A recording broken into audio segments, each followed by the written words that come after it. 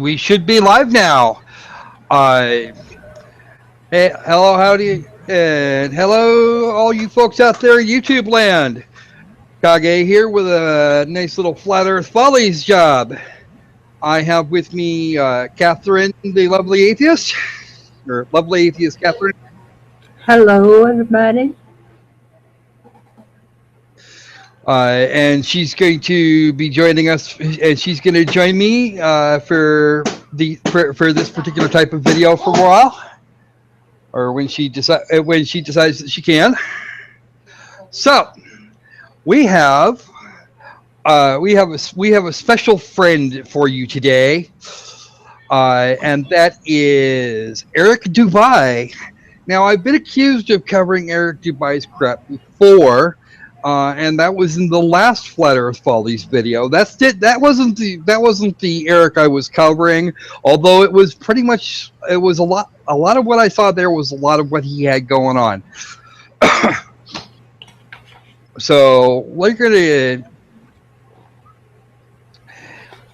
the absolute similarity is just shocking. Some people like to refer to the other Eric as another Kent Hovindite, but he's really not. He's just an idiot. So, we have his most recent blog post, or at least the most recent blog post that I seem to have found on his own personal blog site. The South Pole does not exist. And for those of us that have been anywhere near the southern half of our planet, like Catherine here, that's just not true. And Eric is firmly of the belief that the North Pole is the center, and there are some people that I've heard from Australia who think the South Pole is the center, and they can't even seem to get their shit straight. So, Catherine, your comments? Yeah, not only this, the North Pole is at the center, it's the immovable center, and the Earth is a circle. Wow, it's not a rectangle, it's a circle surrounded by Antarctica. An Arctic, a huge ice wall. Huge ice wall. Okay, so how about we get stuck into this here? Here's right up the front. We have the claim. In the flat Earth model of the cosmos, the North Pole is the immovable center of the world, and of course, he has a link here, which leads to. Let's just go over there real quick. His own blog. Wow, what a source! Gotta love sources, right? He does this a lot, and I bet, and it's taken me some time to pull together kind of what some of these sources were. I have to validate myself. Okay. Polaris, the North Star, sits straight over the North Pole, which it actually does not at this time. It is actually it moves about 1 degree about every 70 or so years. So and then back in the time of the Greeks, it was over by Thuban and Draco. Yeah. Hey, I see Mr. Yeah, that's about it. This fellow says the South Pole does not exist. Said no one intelligent. Mr. Unite for the Children, welcome aboard. Nice to have you here. The South Pole is a social construct. It's a really nice temperate shore with its beaches covered in white house paint, so people think it's cold, icy, and unforgiving. Ha ha.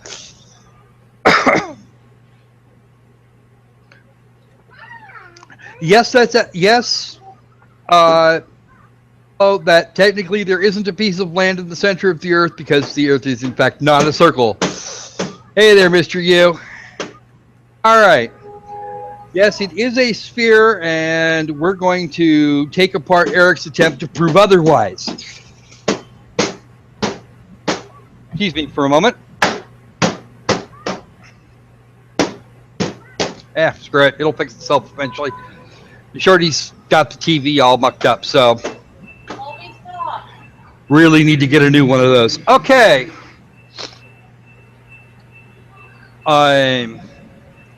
At the highest point in the heavens, and like a slowly rotating planetarium dome, all the celestial bodies revolve around Polaris over the Earth once per day. This is true, but only north of the equator. That's the apparent motion of the stars across a 24-hour period. Except that if you're in the south, you see Sigma Octantis and the Southern Cross hovering near, although not precisely, over the South Pole. Actually, I think it's a few degrees. I think Sigma Octantis is a few degrees. It's several degrees off. I don't have an exact number, but we don't actually have a southern pole star, strictly speaking, and it won't be too long. It won't be more than a couple more human lifetimes. We're going to see a noticeable difference between Polaris and our actual North Pole. And in fact, in a few thousand years, our pole star will in fact be Vega. The sun circles over and around the circumference. The chat here. Yes, it's a lot of tabs. Lemmy Machine, that is a lot of tabs, and trust me, we're going to go through them all. Those are actually, most of that is Wikipedia pages involving involving the people he's actually talking that he quotes later on down the line, and this just kind of show you when give you some time frame here. The sun circles over and around the circumference of the Earth every 24 hours, steadily traveling each day from the equator during the vernal equinox up to the Tropic of Cancer at the June summer solstice and back down to the equator, where the September autumnal equinox all the way down to the Tropic of Capricorn for the December winter solstice. Mello says, ladies and gentlemen, this blog is a great example of what happens when an idiot tries to be smart and fails miserably. Now, so just one thing. This idiot is using the internet. Yeah. Probably on a wireless connection, living on his imaginary flat Earth. I would like to know, of course, NASA is a hoax, and there are no satellites. Yeah, we'll get to the conspiracy theories a little bit later. That's going to be fun. I think it's amazing. He should not use the internet. It's dangerous. Oh, I know, right? Yeah. Actually, I really would like an explanation from him. How does the internet work? You know, honestly, the internet is actually a conglomeration of different communications types. Satellite. No, I don't want your explanation. I want his explanation. Well, yeah, it's all fake. Yeah, I mean that's pretty much the only thing. That's pretty much the only thing that he could possibly say and look like less and try and look like less of an idiot than he already does. He probably opens the computer, prays a little, and then the internet poof starts working. Dun, dun, dun. Okay, so first off, he is attributing some sort of really weird, wonky motion to the sun, where the orbit gets bigger, over a 6-month period, and then contracts over a 6-month period, and the laws of physics say that won't happen. It's much easier to go with this is a globe and the Earth is tilted on its side, and you're getting more and the part that's pointed away isn't getting as much sunlight as the part that's tilted up. You know, we're actually closest to the sun. The Earth is actually closest to the sun in January. and is furthest away on the other side of its orbit in July, which is kind of a fun thing to note. Winter in the northern hemisphere, summer in the southern hemisphere. Okay. Yeah, exactly. Okay. Here's a video. I think this video is actually his. Yeah. Let me grab that right here. Yes, that's his own video, all 23 minutes of it. We're not going to watch that. I'm going to leave that as an exercise for the people that like abusing themselves. Not that I think that anybody really hear it, even if we did run it, because that's actually. No, I took a look at that. But he is reciting his own article in the video. Yeah, is that what he's doing? Yeah. Oh, damn. Okay, so it's the same thing with visual aids. Yeah. I think we could pass on that. In the flat Earth model, the South Pole does not exist at all, and Antarctica is instead a giant ice wall extending the circumference of the Earth, hiding the oceans like a giant bowl, comma, or a, quote, World Cup, unquote. The only World Cup I'm aware of is for soccer. Football.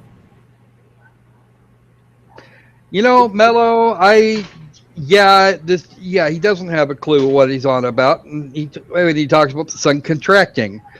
I assume you meant contracting there. Yeah, it's a thing called orbiting, and we're the one orbiting it.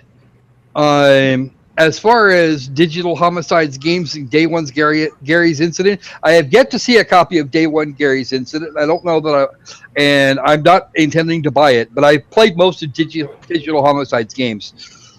Yeah, we got a lot of self-flagellating people in here. Okay. Okay. Or a World Cup. Again, the World Cup is soccer, and that is a huge run-on sentence. Yeah. Does this guy even punctuate? He has a picture, very pretty picture in the video of his World Cup. And let's see. It's like that thing that you cover a cake. Yeah. Actually, see, here's the thing. This is an actual photograph taken from probably about 15,000 feet up. And you can see, if you look back up here, the way I'm drawing my mouse, you can see the curvature. Yeah. Clearly see the curvature right there. Yeah. This ice wall this is taken at sea level, and that ice wall is not 400 feet tall.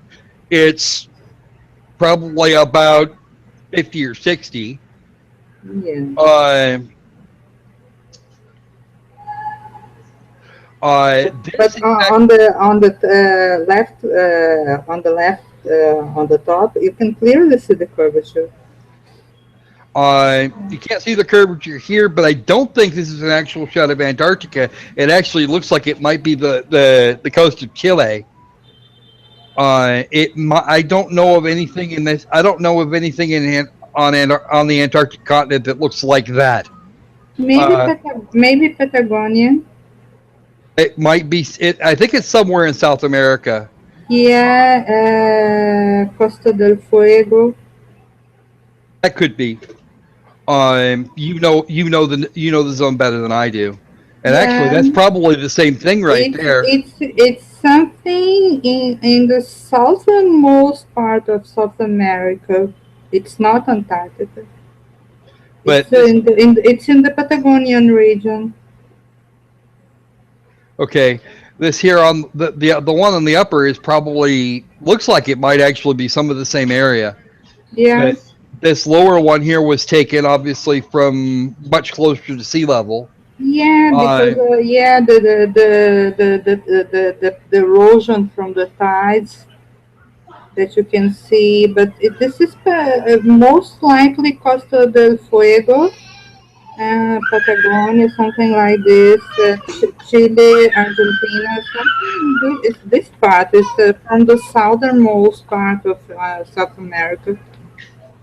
This has nothing to do with Antarctica.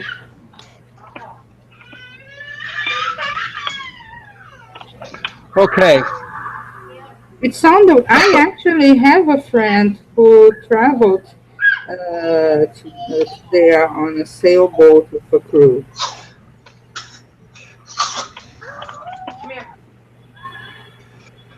Okay, I think I'm gonna. Okay, hang on a second. I'm gonna invite MMA to join us here for a few minutes because he is in fact from Australia and he can help out here. Um.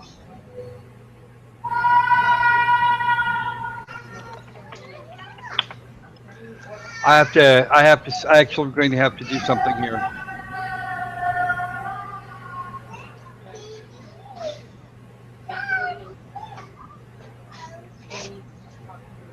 I need to switch windows actually. Give me a sec.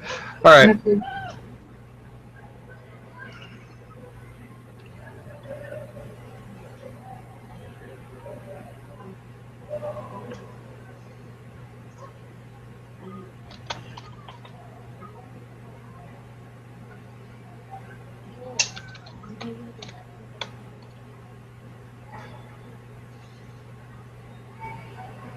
Grab this here.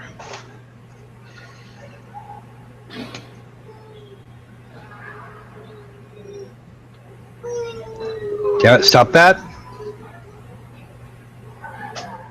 Oh, brilliant. So, click this off and turn that on. Okay. Okay, MMA, check your G+.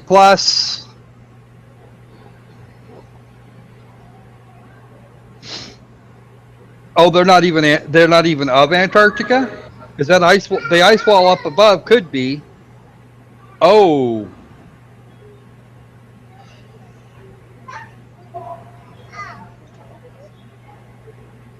Okay, so the two on the right there are just chalk cliffs. No, they're not. Totally not related. Yes, MMA. We are in fact doing the flat earther thing. Hey, how you doing, man? I'm very well, thank you. Yourself? You know, we've been yeah, Zeo Gold. I wish we could, but you know. Anyway, yeah, we're working over Eric Dubay, the flat earther, because it's been a while since I've done one of these, since I've done a Flat Earth Follies video, and it's about time. Oh, very good. I can't see where you're screen sharing from. Go ahead and click on my icon over here. Lower right. Yeah, I clicked on yeah. All right, you should be able to see it now. Oh, wait, hold on. I keep forgetting it's because I don't have the fucking. There we go. All right. Okay. So he has these pictures, two of which look like they're either from South America or maybe New Zealand or Australia, maybe somewhere in that neighborhood. This looks like it's probably Patagonia, says Catherine here. And since she lives out that way, I'm going to assume that she is correct. She's the expert, not me. I haven't seen that space. The two on the right are actual chunks of ice sheet. The bottom one there looks like it's actually West Antarctica, somewhere near McMurdo Station. Yeah. I don't know exactly where because, well, that ice sheet has changed significantly in the last few years. 20 years, yeah. Mm. So is this Flat Earth website? Absolutely. This is the Flat Earth blog of the popular YouTuber Eric Dubay, who makes his living in the same way that Jeranism does, and that's by making Flat Earth videos. Oh dear God. The one on the top right, on the top is a chunk of ice, but it serves his theory of a wall. Yeah, that's exactly what he's doing. He's manipulative. It's manipulative. It's very manipulative. Yeah. But that wall isn't 400 foot high, and that's a claim that he actually makes. Yeah. invariably at or before 78 degrees southern latitude. Yeah. I just can't. Yeah. So what's he claiming is the South Pole? Because as someone who's right next to the bloody thing, I find it He's extremely actually claiming that it doesn't exist at all. It's a big dead zone. His claim is that the North Pole is the center of a circle. Circle. It's unmovable, and this circle is surrounded by this ice wall, this barrier that would be the Antarctica. That's his claim. Jeez. Oh, that hurts my head. Okay. Let's see here. Yeah. That's why we are doing this here today. Okay. Here's a fun little cherry pick he does. The ice barrier, so frequently referred to in the accounts of the Antarctic regions, is at the forefront of the enormous glacier covering or ice cap, which, accumulating in the vast undulating fields from the heavy snowfall, and ultimately attaining hundreds if not thousands of feet in thickness, creeps from the continent of Antarctica into the polar sea. The ice barrier, yet a part of the parent ice cap, presents itself to the navigator who has boldness enough to approach its fearful front as a solid perpendicular wall made of marble-like ice, ranging from 1,000 to 2,000 feet in thickness, of which from 100 to 200 feet rises above, and 8 to 1,800 feet sinks below the level of the sea. This was done by a General A.W. Greeley, and I didn't actually check that because this was done here, and that was written in Cosmopolitan 17 from 1894. Okay, nobody managed to get onto the continent. Managed to get onto the continent much at that point, and they hadn't actually explored any of the interior. Okay, you're talking about a source here that is now over 120 years old. Yeah. And he does this one. All his sources are over 100 years old. Most of them well over. That's pretty big. It gets better. It has been demonstrated. The next quote: "It has been demonstrated that the Earth is a plane, the surface center of which is immediately underneath the star called Polaris, and the extremities of which are bounded by a vast region of ice and water and irregular masses of land. The whole terminates in fog and darkness, where snow and driving hail, piercing sleet, and boisterous winds, howling storms, and madly mounting waves, and clashing icebergs are almost constant." That's Dr. Samuel Robotham, who in fact was never there, never went there at all. He took it from there, and that little bugger died in 1884. Kinetic Astronomy was published. It started out as a 16-page pamphlet in 1849, which he later expanded into a 400-plus page book by 1881. Okay, so he's also the one that did the Bedford Level experiment originally and was soundly thrashed by another surveyor that actually controls the bloody experiment. He will actually quote Robotham several times, and Robotham is not a valid source. That's fucking batty. What does he think of when you have civilian researchers? Like, I've got a few from UQ, my university, that have gone over there. What does he think of civilian researchers? All part of that big conspiracy, so they can't even go there? Or? No, he doesn't even mention that. Okay. He glosses over this part. This, as a good conspiracist, he cherry picks what he wants to make his conspiracy work. He doesn't mention this part. Well, his conspiracy is nobody has ever been there. Okay. It's not allowed. Catherine, we're going to get to the conspiracy in a little bit. Okay. Check this out. In the chat's being kind of active right now.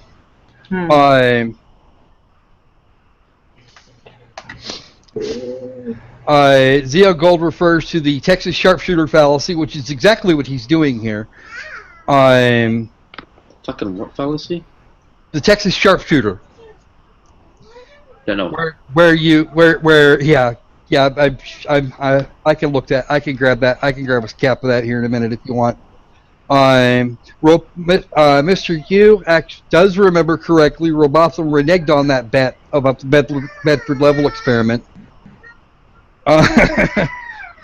I think he actually does know who Robotham is, Mello, but I think he actually just accepts the guy on his on faith rather than anything else.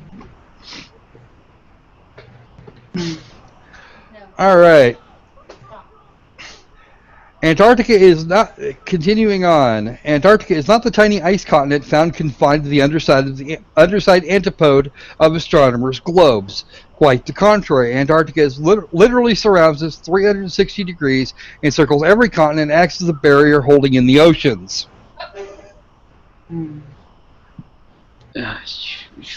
Citation needed. So fuck. Okay, if I want to prove this theory, okay, I won't even call it theory. Sorry, I do apologize. Why doesn't he show footage of, because the ice sheet has to end, this wall has to end at some point. So why isn't there any footage of the edge? You must have an answer to these things. Well, I don't have an answer to that. Here's the other thing. Here's the other thing. If you look back up at his image here, he puts up another image to try and support this crap. And we'll just kind of focus on the image for a second. Now, look at this. This is obviously taken from well above sea level, and in fact, well above the ice sheet. It's an aerial photo. But if this is an impenetrable wall holding the oceans in, he's debunking himself.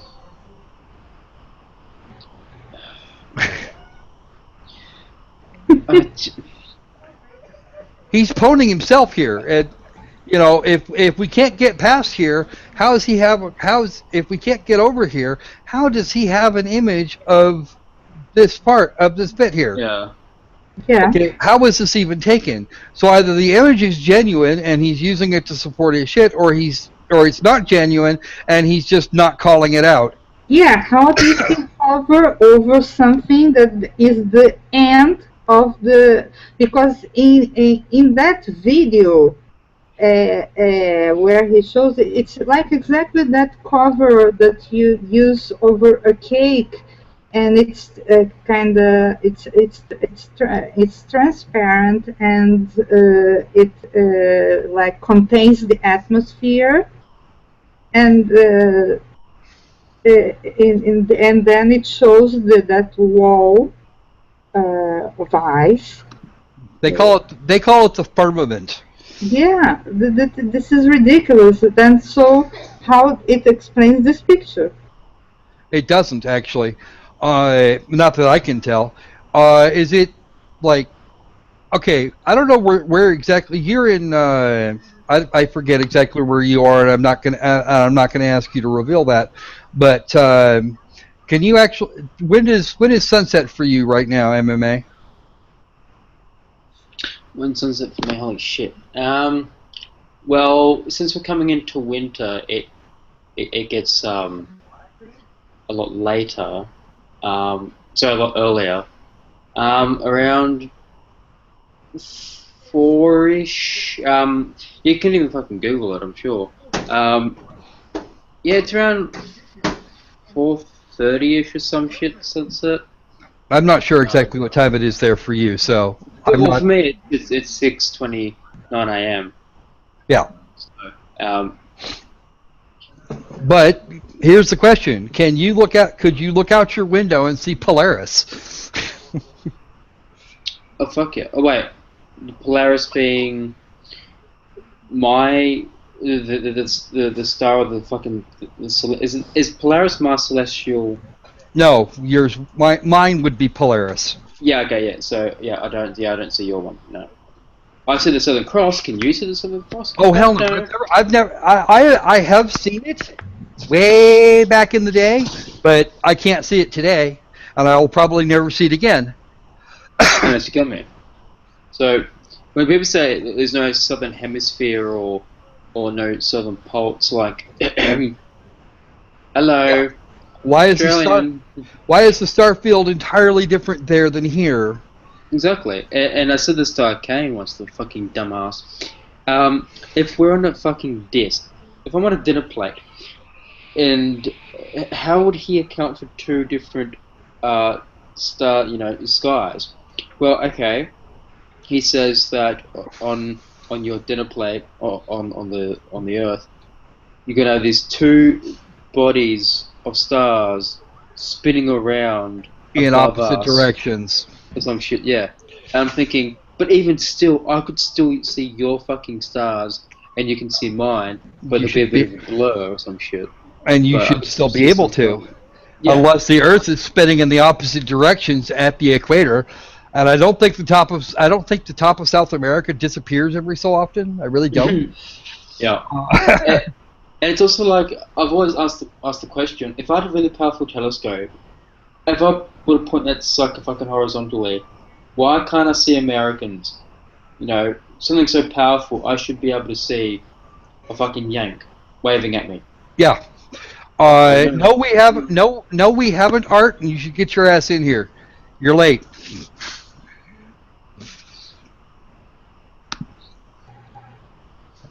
Eh? Oh, Artemis brain sample. He was supposed to be here half an hour ago, and apparently life kicked his ass earlier this afternoon. So, Like for example, I was looking how it's called in English, the Crux constellation. Can you see it from the northern hemisphere? which one? This one here. Oops.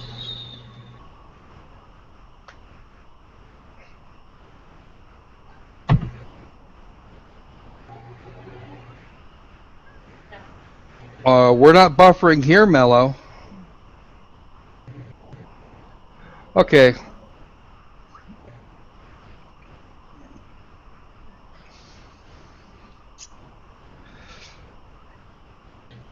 Because I can see it from my window. Well, if you can see it from your window, chances are I can't. 'Cause I'm way north. Exactly. In Portuguese, it's called Cruzeiro do Sul. Sul, south. Cruzeiro, cross. The Brazilian cross. No, I can't see that here. Of course you can't.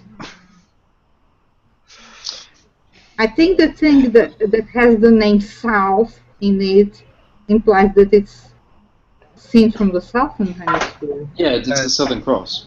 It's on Yeah, our the national Southern flag. Cross, yeah. And New Zealand's and my end. If I'm not mistaken, it's on Brazilian flag too. Well, yeah, Brazil. The tail end of Brazil should be able to see it. Yeah. Yeah, I think it's on Brazilian flag too. Yeah, Brazilian's cut since the Southern Hemisphere, so. Yeah, I'm sure it does. What was I going to say? I'm going to Google flat earther counter argument, see if they have one. I'm going to love this.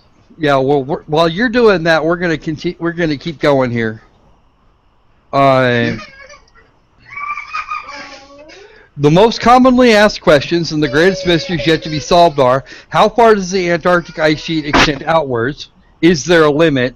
What lies beyond it, or is it just snow and ice forever? Thanks to UN treaties and constant military surveillance, the North Pole and Antarctica remain cloaked in government secrecy. Both purported no-fly/no sail zones, with several reports of civilian pilots and captains being shooed away and escorted back under threat of violence.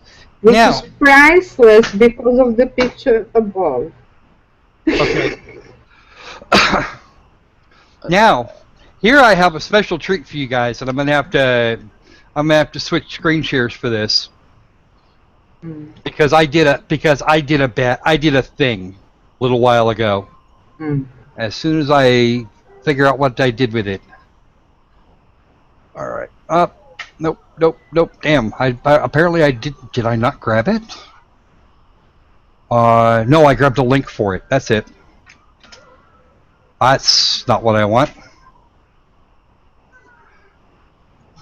I grabbed a link and then neglected to do anything for it.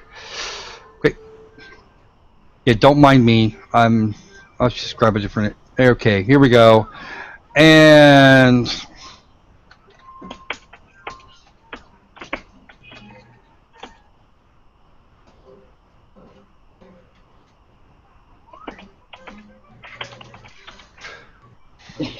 it's so I just went to my university's website, and a bunch of paleontologists are heading over there to do some research. yeah. Yes, so much, lucky fuckers. So much for government, and I'll link it as well. And side chat.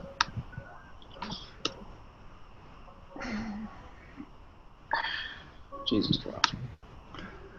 Okay, that's the actual. There's the signatories. I need the actual text. Where'd the text go? I had it. I had it. It was here a little while ago.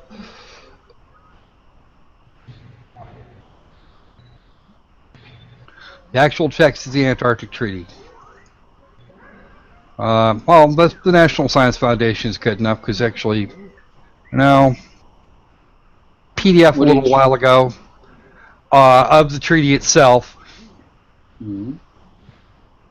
So let's do this in a different window here so that we're not. There's lots and lots and lots of different.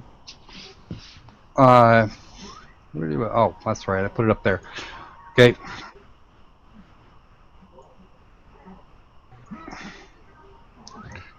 Recently clipped up. There it is. I got it.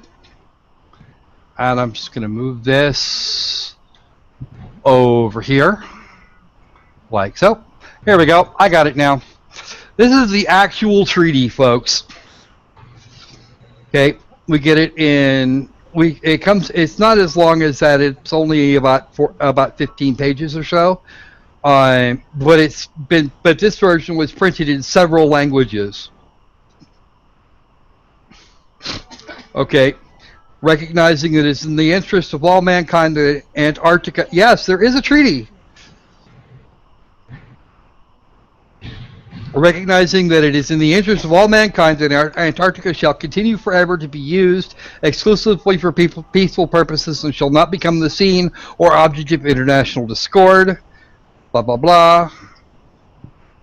I'm signed by all of these people: the United Kingdom, the USSR, South Africa, Norway, New Zealand, Japan, the French Republic, Chile, Argentina, Australia. The Brazilians actually signed it as well later on down the line. Have agreed as follows. There shall be prohibited inter alia any measures of a military nature, such as the establishment of military bases and fortifications, the carrying out of military maneuvers, and the testing of any type of weapons. Military personnel or equipment for scientific research or other peaceful purposes are not prevented. So if it's a military cargo plane, then you can still drop stuff off because military does that very well. Okay. Yeah. Very good at providing care packages and so forth. Yes, they are, and that's part of that's a thing that they do. Yeah. Carrying out as well. Yeah. Or dropping supplies as needed, or actually landing supplies, which they've done too. Information regarding plans for scientific programs, scientific personnel between expeditions and stations. Yes, Zio Gold, that is correct. No one can claim that land for military operations or oil drilling or anything else. No nation can claim it for itself either. That's why it's shared. That's right. It belongs to no one, as does the North Pole, for exactly the same reasons.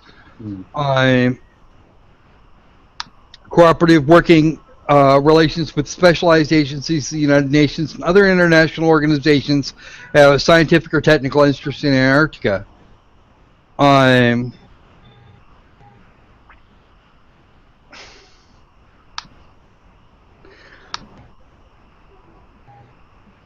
Okay. No extra activities taking place while the present treaty is in force shall constitute a basis for asserting, supporting, or denying a claim to territorial sovereignty.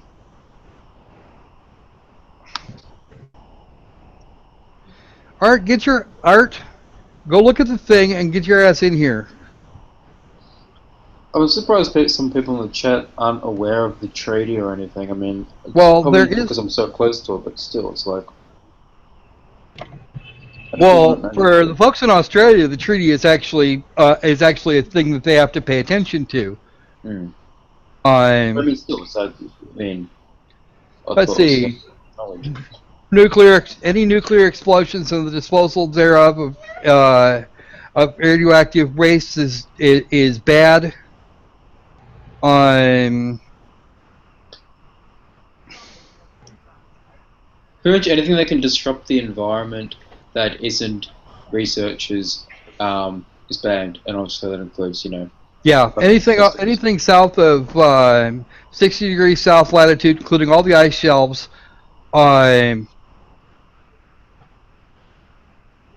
But nothing in the present treaty shall prejudice or in any way affect the rights or the exercise of the rights of any state under international law with regard to high seas within that area. You can be out there on the water, that's not an issue.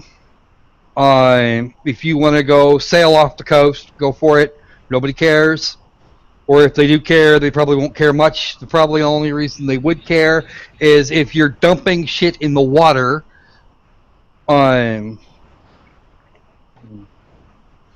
Article 9 of the treaty actually has a list of observers and whatnot that can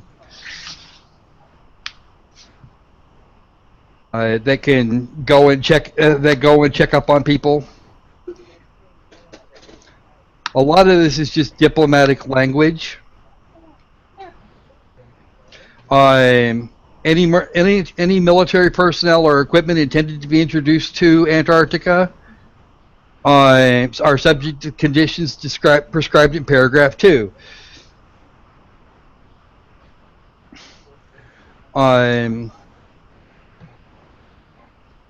The contracting party shall, at the time when the present treaty enters into force for it, inform the other contracting parties, everybody else that signed, and thereafter give them notice in advance of all expeditions to and within Antarctica on the parts of its ships or nationals, all expeditions to Antarctica organized in or proceeding from its territory, all stations in Antarctica. You have to tell everybody else what's going on. Okay. I can share the screenshot that I was trying to share from the folks that are monitoring the climate, the base for the climate change on Antarctica. There's a lovely screenshot here, but I can't share it. Well, okay. What you want to do is you want to click over there on the left. Yeah, I clicked. You click that? Yeah. Okay. Let me switch it to you. Okay. You should have. I'll stop presenting. Okay. Your screen share should be active, or you should be able to present to everyone now. No.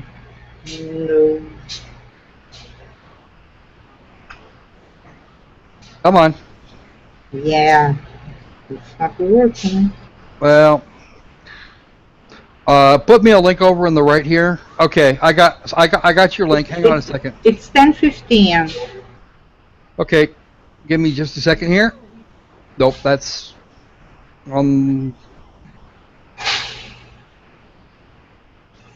okay. It's just to show that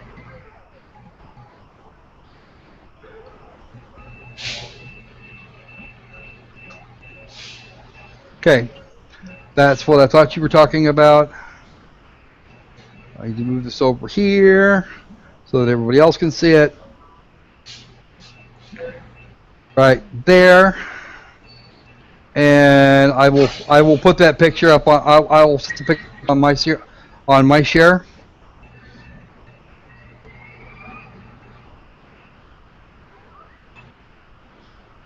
Right there.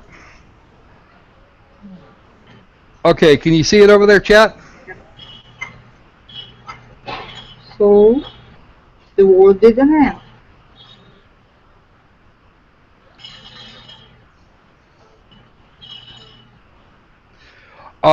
Zio, I don't think that's actually going to work, and for reasons that should be fairly obvious. That is the image Catherine was trying to get for us. It's a bunch of what looks like emperor penguins headed for the ocean. Yeah, I know. They are penguins because the people are drilling, and the image of people drilling are people drilling on ice. So it doesn't serve the purpose of showing that they are actually on Antarctica. So the closest that I could get on this video of something about Antarctica was this. This is actually what I think are probably emperor penguins headed for the sea. There are penguins because people. Yeah, we don't have the images of people. Were people drilling. What these people on this base are doing, they are drilling through ice to measure the depth of Antarctica's ice to see how long it will last until it floods the entire planet. Yeah, that's actually what this particular document. This is a NOVA documentary, so obviously I can't show it all. And it's also like an hour long. Yeah. But it has great moments of the place itself, but it shows people and not the place. So I selected the image to show that it's not about the wall. But the treaty itself more or less states that penguins that thou shalt not disturb the wildlife. Don't screw with the critters. Thou shalt not get in the way of scientific investigations, and thou shalt not die if you can avoid it. Yeah. I would suggest you, if you can, click on like two of the links I provided. One is from my university, and the other one is the Antarctic Peninsula Paleontology Project. All right. And you can even see. Let me get the first one here, because I have to move them over. I have to move them over to the other window. Fair enough. Okay. There we go. There's the first one. The icy dinosaur hunt. Right. Has penguins too. It has penguins too. Those are emperors. I think those are emperors. They are. Yeah. Those are. It's the same size, and you can tell by the yellowness on around the neck. I can't see it that clearly. Yeah, they are. Okay, but that's actually at James Ross Island at Cape Blackman. So, University of Queensland scientists braving ice, snow, and 5 weeks sharing a 2-man tent in an effort to learn more about dinosaurs. Since there actually should be some here, or at least some running about. James Ross Island is not actually is actually a fairly small place. It's not too horrible. I just wouldn't want to go there much in the winter. This time of year would really kind of suck to be there. Well, actually, I know that anyway.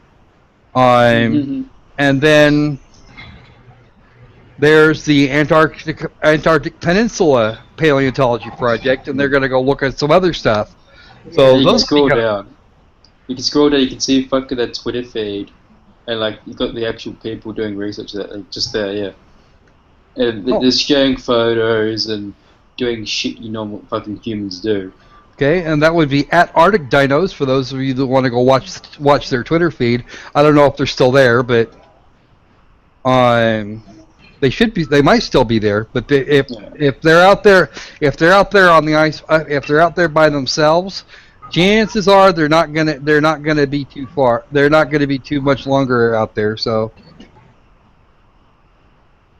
And there's lots and lots and lots of people that are supporting that. The British Antarctic Survey, one for the U.S., Carnegie Museum, Ohio University, Texas A&M, or actually University of Texas at Austin. I'm not even sure who that was. That's that's a South African university. Yeah. University of Queensland. James Cook. James Cook down there in Australia. I'm not sure even what that place is right there. The Philadelphia College of Osteopathic Medicine. Osteopathy, last I heard, was mostly pseudoscience, so apparently they're interested in something, probably dinosaur bones, and trying to get some sort of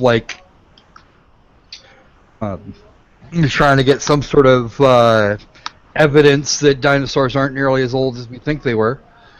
Okay, I'm gonna kill that one.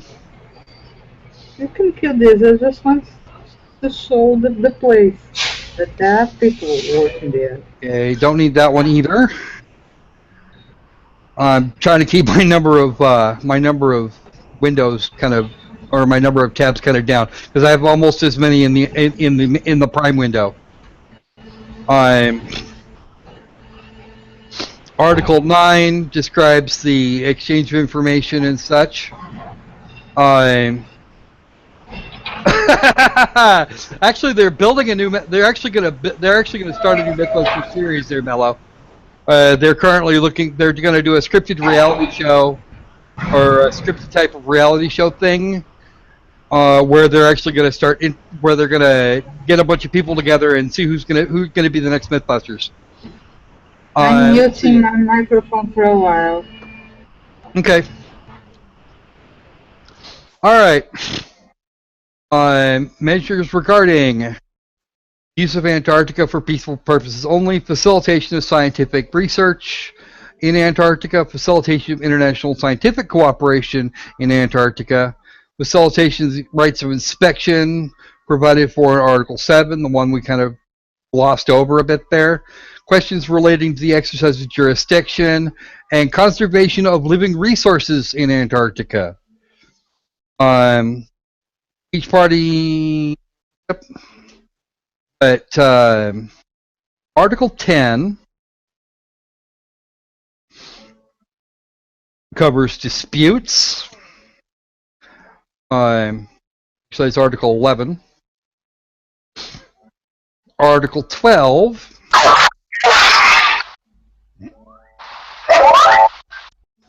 Master Brett. It has to join with a bang. Oh, of course. Fucking hurt the ears. A little bit, yeah.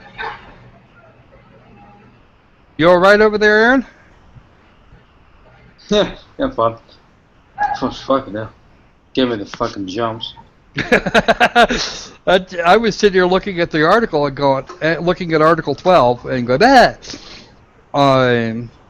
this is for modifications and amendments, so on and so on and so forth. Ratification, all done. That starts the French version. So yeah, like 12 pages. They also managed to cover up above things, restrictions on where you can dump your garbage.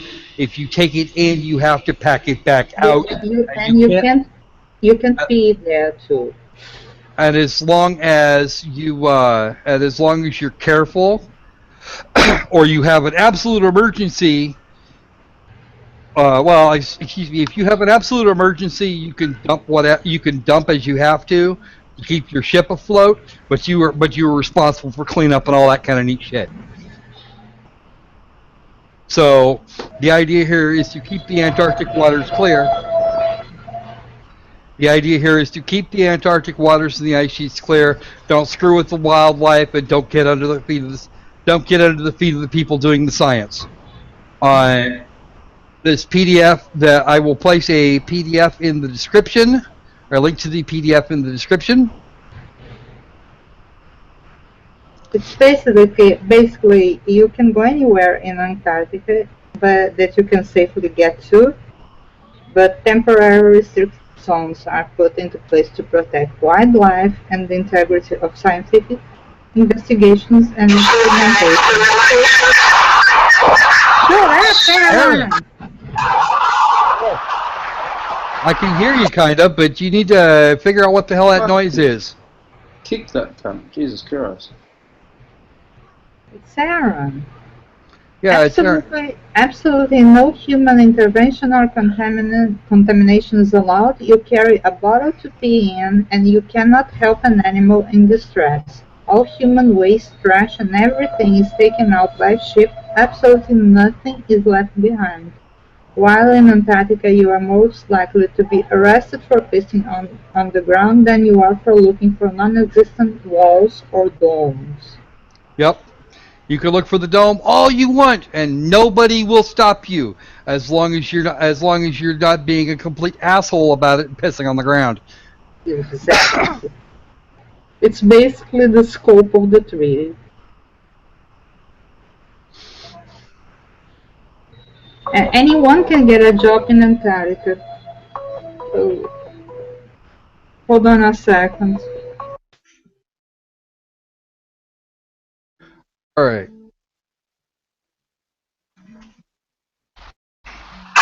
Can you hear me now? Yeah, I can hear you. You still got a bunch of noise. Put your headset on.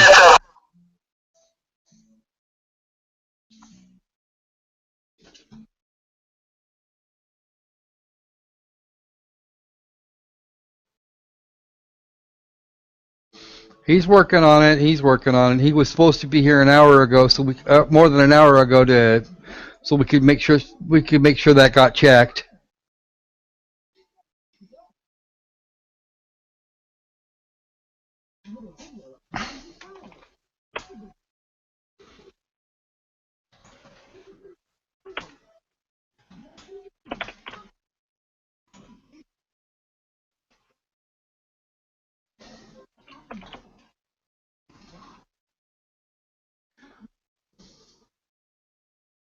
Okay.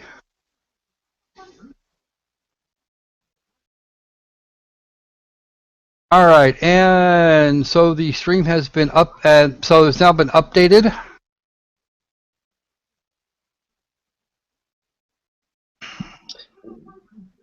What was that?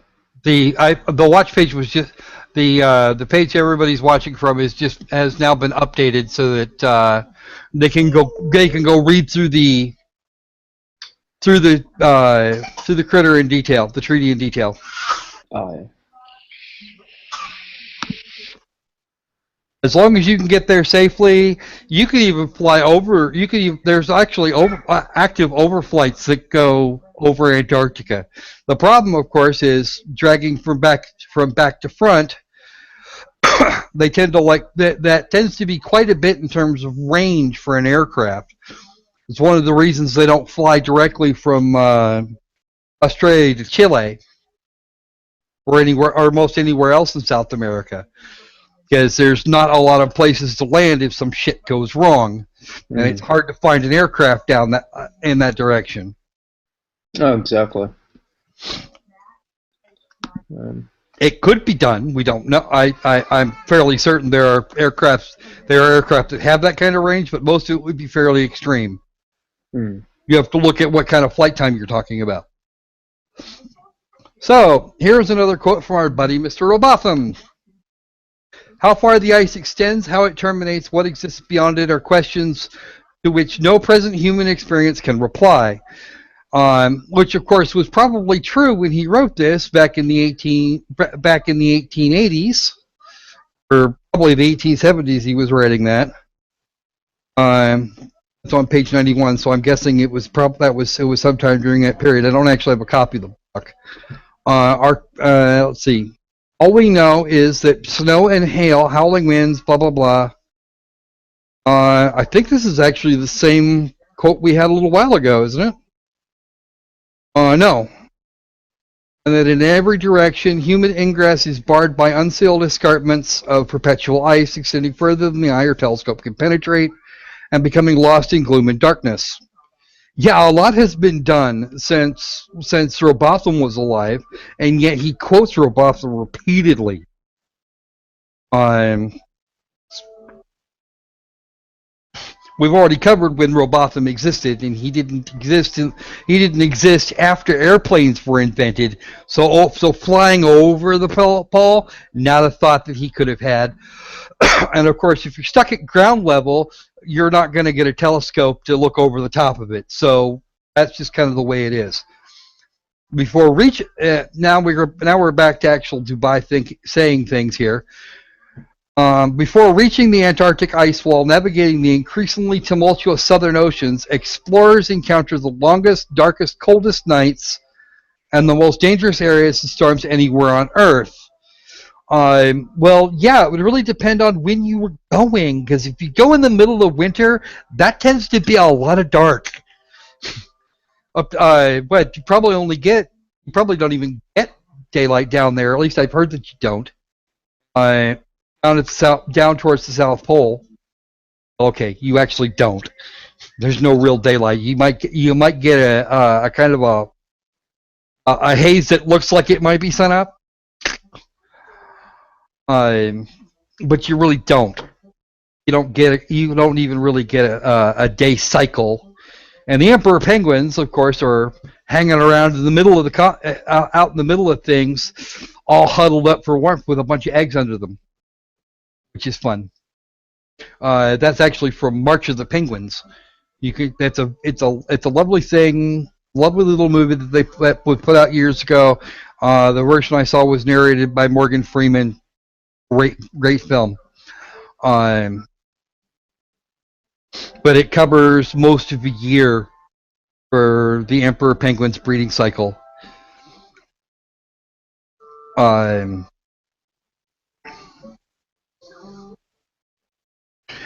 yeah, I know, Bello. It is, and this is kind of where he falls down. This is where Eric falls down quite a lot. That this image right here. And yes, I'm stalling till Catherine can bring her butt back in here, because she's the one that's the expert on Vasco da Gama. She knows more about him than I do at the moment. You get this chunk of ice wall here. There's probably sorry. Okay, good. There's probably not more than a mile or two difference between the boat the picture is taken from and the wall. But we can't actually approach Antarctica, says the man. Because people are being run off. Hold on a second. The other thing is that Antarctica is actually a desert. Yeah, I know, Zio. Yes, I know why you said Texas sharpshooter earlier. That hasn't changed very much. All right. Anyway, back to it. I'm back. Sorry. Right. What was I just thinking? I don't know. Moving on to Vasco da Gama. Yeah. Was from the early 16th century Portuguese explorer. Stated how the waves rise like mountains in height. Ships are heaved up to the clouds and are apparently precipitated by circling whirlpools to the bed of the ocean. The winds are piercing cold and so boisterous the pilot's voice can seldom be heard, whilst the dismal and almost continual darkness adds greatly to the danger. This would all have been completely true back in the 16th century. And why? Why? Because he was coasting Africa to get to India. And what happens when you get to the end, the southernmost part of Africa? There are two oceans. You're also changing oceans at that point. The tidal forces of two oceans, Atlantic Ocean meets Pacific Oceans. There are storms there. Actually, it's the Indian Ocean out there. The Indian Ocean, yeah, exactly. So, where did the size of his ships Well, we were talking earlier. They weren't actually. I don't think they were very large. Anyway, what I was going to say earlier is Antarctica is actually a desert. And most people think of deserts as hot. No, 57 to 77 feet. that's not a very big ship. And Anyway, where I was going with that is that Antarctica. It's very dry. Yes, it's very dry. All of the ice storms and whatnot is actually flake ice and snow that's been sitting on the continent for years and years and years and years and years and years and years and years, all blowing off and around, and then some of it might blow back, and that's all the precip you get on Antarctica is stuff that was already on the ground being pushed right back.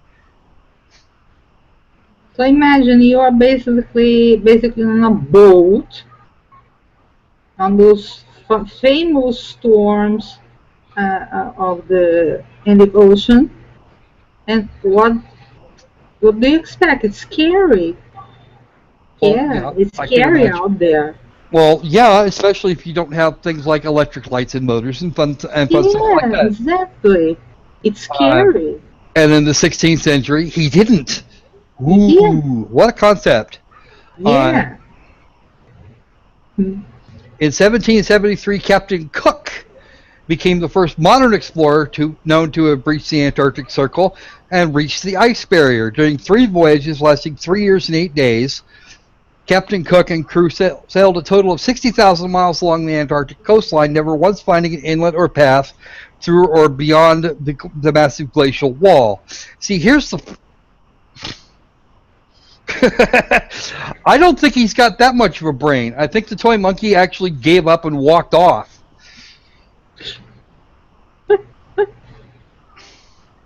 Oh my god.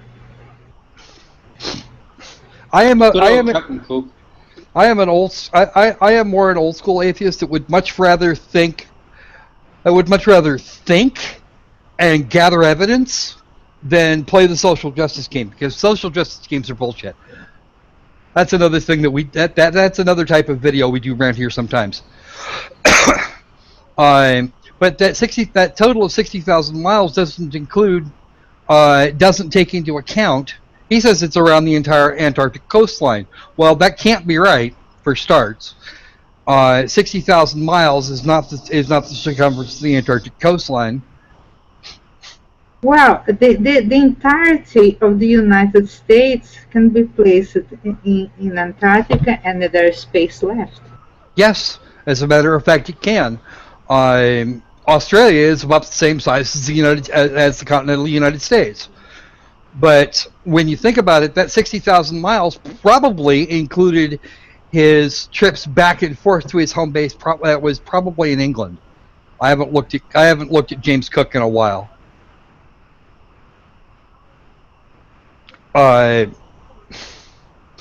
Yes, he actually reached there. He didn't, but I don't think he actually managed to completely circumnavigate Antarctica, or he would have seen the peninsula and there were lots of little islands out there too that he could have landed on. The picture here. Okay, Cook writes as follows: the ice extended east and west far beyond the reach of our sight, while the southern half of the horizon was illuminated by rays of light which were reflected from the ice to a considerable height. Yeah, Saxy. Yeah, it's a whole blog like that. The guy's also got this guy Eric Dubay also has a YouTube channel. Although I don't recommend you visit, if only because that would just bring you more views. I haven't had a chance. I haven't had the. Yep. I haven't had the chance to look at Cook in a long time either. I think he was British. Yeah. Um. Well, the whole colony of Australia was fucking British at the time. Yeah. Well, we got the better deal. Fuck yeah.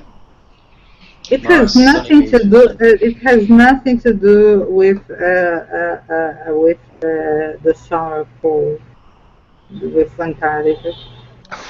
See, this next sentence is actually the fun part because it doesn't actually support Eric's argument. It says it was indeed my opinion that this ice extends quite to the pole. There's the pole existing, because even Cook thought the pole existed, or perhaps it joins to some land which has been fixed since creation. Oh, good. And the lovely Atheist Catherine, has shown what. Yeah, that would explain 60,000 miles. Yeah. By a lot, but he didn't.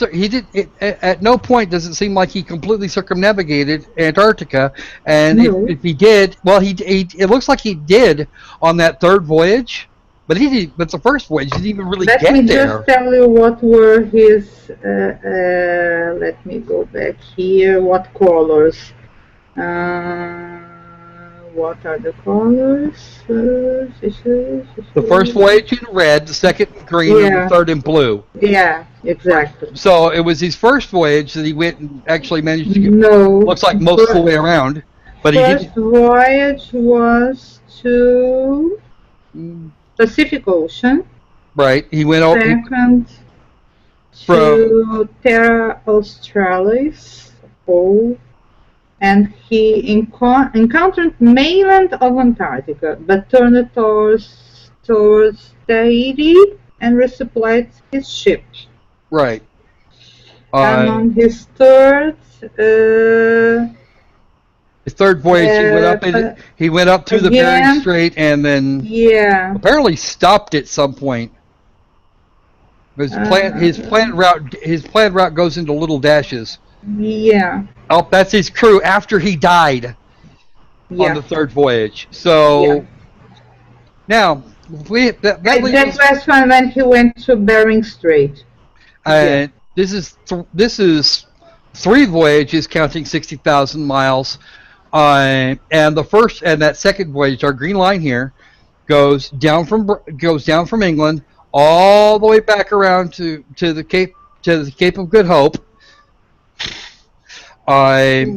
Swings back up a little bit, and then comes back down. Or no, it swings down, coasts Antarctica for a little bit, goes up to the north out of sight of Antarctica, down, goes wandering through there. He actually missed the Ross ice sheet completely.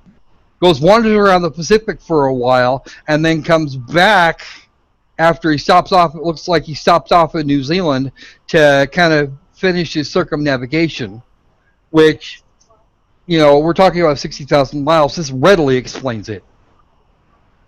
That's not 60,000 miles around Antarctica. That's 60,000 miles all over the friggin' planet.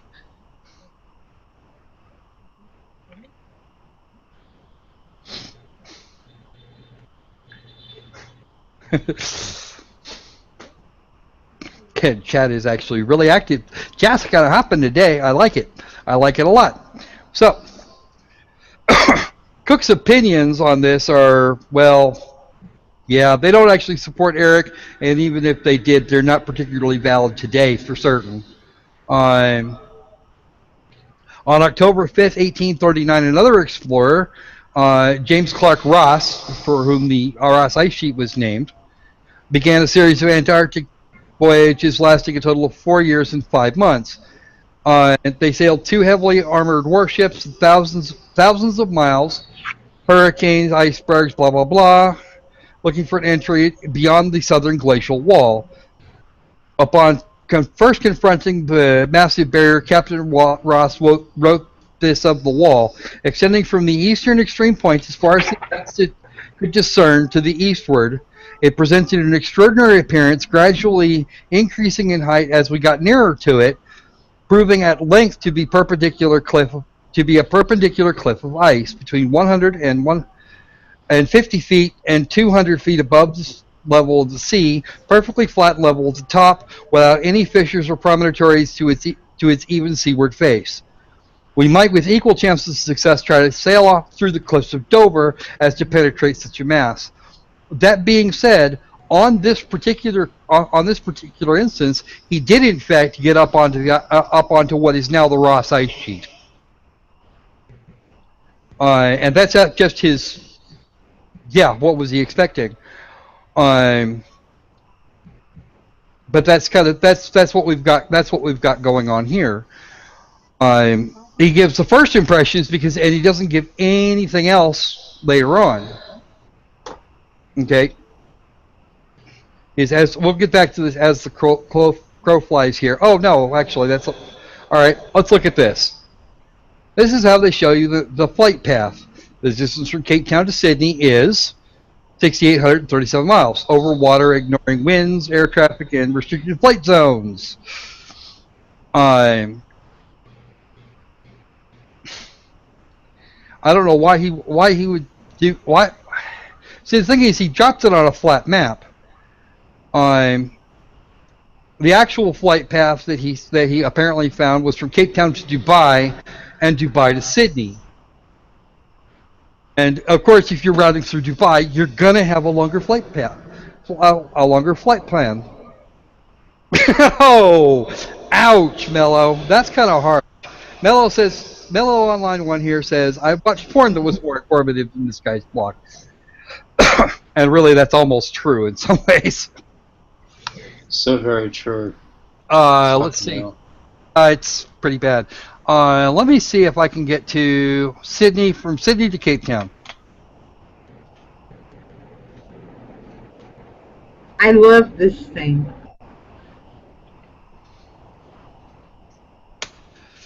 Yeah, notice the flat Earth has him wandering over China, like that's gonna go overly well.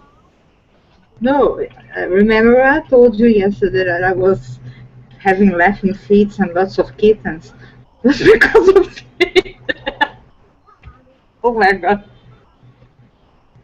Let's see.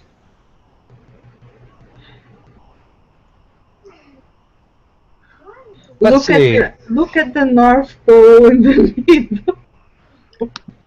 And also that if I'm at Sydney or Brisbane airport and I go to fucking, is that Cape Town? Yeah. I have to go past fucking, the Middle Eastern shit. Is he fucking blind? Yeah. You don't have to do that. But wouldn't it be? Hold on. No, look where is South America. Look where is Australia. It's fantastic. It's amazing. Water down blind cunt.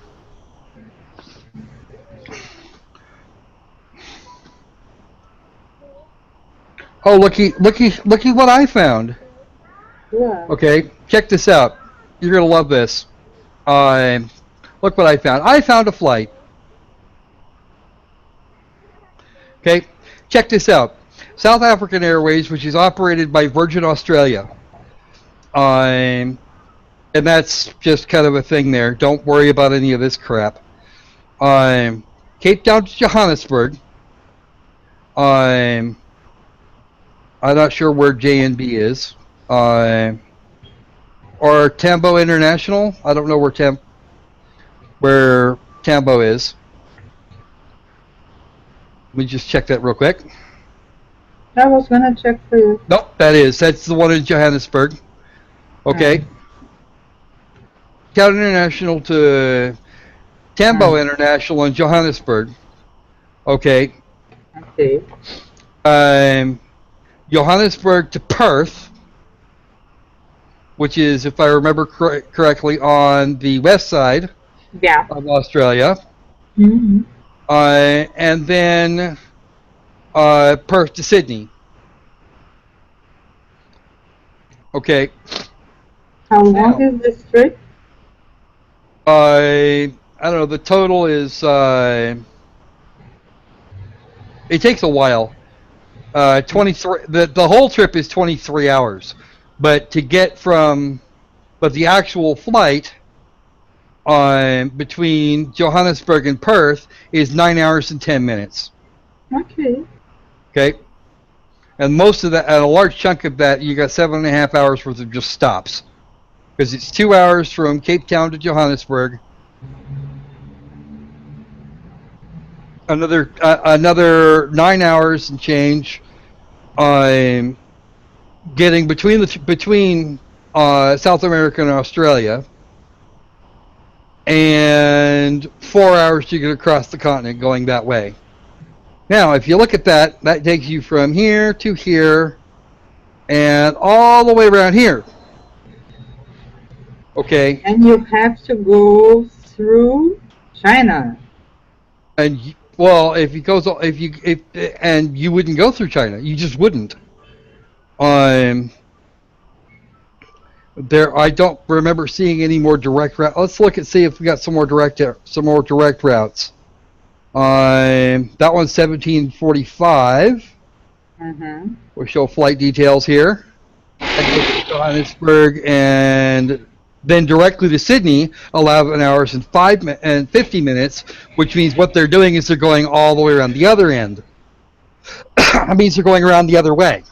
So it's a little bit further going the other direction from point B to point A. They're going west, which means they're going against the jet stream. It takes a little bit longer.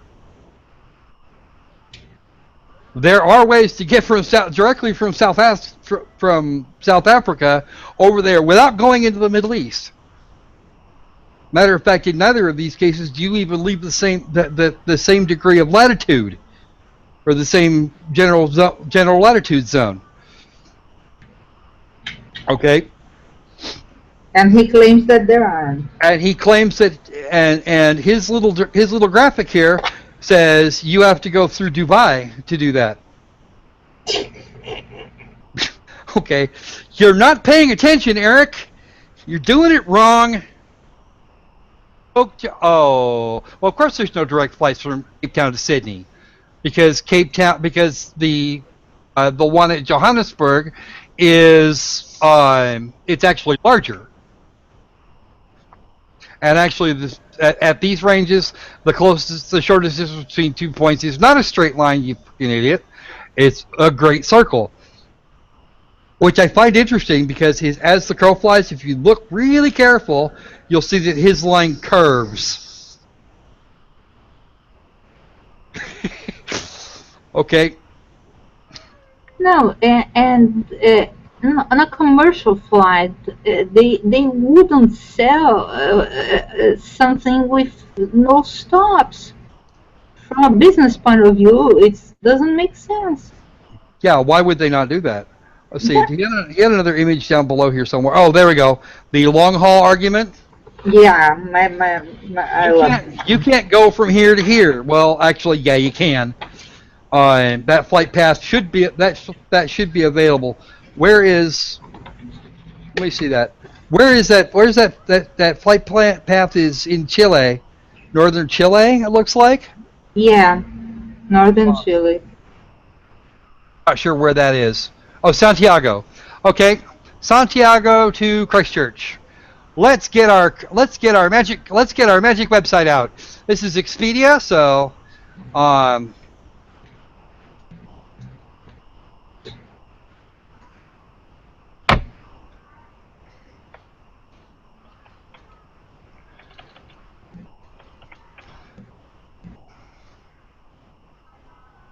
no. I want Santiago to, let's go for, okay, we'll go for Christchurch.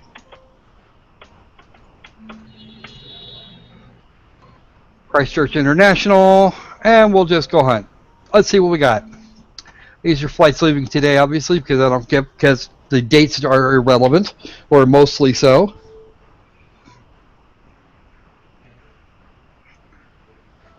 This might actually take a while. Works a minute. Oh. So. He's right. There are no flights. Well, there's no flights from those two specific locations. Go to Sydney. Sure, we can do. Check from Santiago to Sydney. And actually, you know what? Since I've already got Sydney here, why don't we try Rio? From Rio to Sydney, they may not take the Pacific route. They may not. But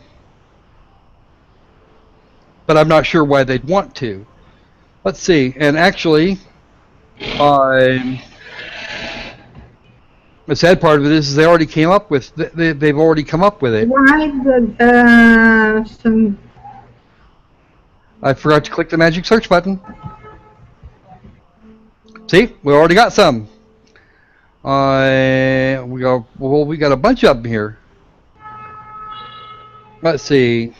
These are the ones that the flat earthers like because United Arab, because it actually forces you to go through the UAE. Air Kanakistan. Let's find something. Let's see what the shortest run is. Looks like that 25-hour one a little while ago, and that probably includes some major stops. 36 hours, my God. Well, some of them are, yeah, the longest one is going to be, there's no non-stops, obviously, from those two locations. This one's, you're going to be shortest here on, TAM, whatever, nope, back, that's not what I wanted. Give me what I actually want. Do what I said, do what I want you to do, not what I said. Yeah, it's taking the Pacific route. Yep. It's actually going through Santiago. It's actually going through Santiago, and that goes to Auckland. That goes to Auckland, not Christchurch. And that's why we weren't finding any flights. That's why we weren't finding any flights between those two locations, because none of the airlines. But it does the Pacific route. Okay, but if you want to, and then you can get a flight from Auckland, Sydney, and you're doing great. But that flight path from Santiago, Chile, into New Zealand does exist. Yes. It just doesn't exist to Christchurch, and that, my friends, is cherry picking. Yes. So the long haul argument is based on a non-existent route, or no, it's non-existent flight. Just because there is no flight, that doesn't mean that there is no path. And and Grasp on Reality is my favoriteest ever frequent air traveler. He knows these things. He's seen these things a lot of times, and he knows which one the nonstop is. He's deliberately chosen cities without direct flights, which is what we actually just discovered here. Uh-huh. Fucking Auckland, you'll fucking freeze your nipples off. Well, you know. No, it's lovely. Flight path not available. Big letters not available. But Santiago to Auckland is 13 hours and 10 minutes. Okay, let's just give you, it's way too. This guy again, Graspon is correct. He's doing things just to make it look bad, because anybody that's doing just a kind of a general search based on just his parameters is going to find what he said. This flight path is not available, except that it is just not going into the place he wanted to go to. Exactly. There are flight paths that do start there, that start there, and they go to New Zealand. Yeah. If you wanted to go to Christchurch, you'd have to hop another flight. That flight path is available. The flight path is available, so he's lying on his blog. This is an outright lie. Okay. So another that thing goes this way through the U.S., and there's no reason to do that. No, there is no reason to do this crazy shit. Okay, actual Delta flight actual Delta flight. Total. Well, again, he went to a U.S. carrier, Yes. someplace in the. So, and so what? It's not offered by Delta, and so on. So what? It's not offered by Delta. Because it's not offered by Delta, there is an entire conspiracy because it's not offered by Delta. Okay, validated. There's a Yeah. huge conspiracy going on. Actually, let me see. Okay. Just to show you, I want to see what Delta says about this. SCL to LAX. I'm gonna leave here for just 1 second. Okay. I hate my cat. Let's see. Let's look for. Let's see if we can find ourselves a nonstop. Oh, no nonstops. United has a stop of an hour, and let's show the flight details here. First Bush Intercontinental. The hell is that? I don't know. Somewhere in the U.S., I'm guessing. No. Oh, it's in Houston. That's Houston. So you fly up to Houston, and then you can pass over to LAX, and that is actually the first result. That's not even the shortest. That may not even be the shortest result.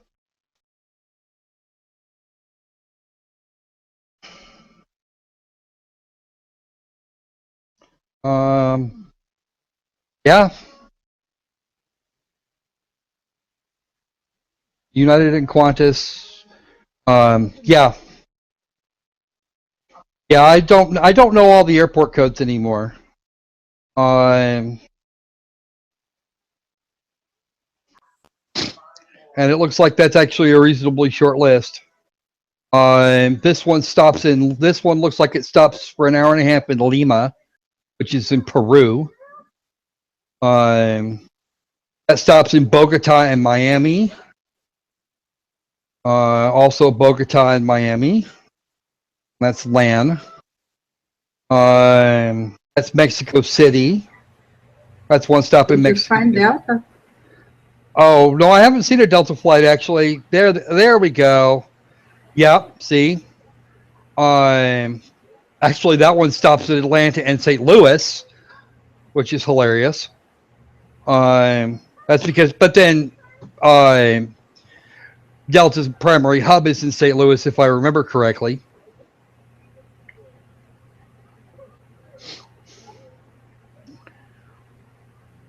What are you looking now?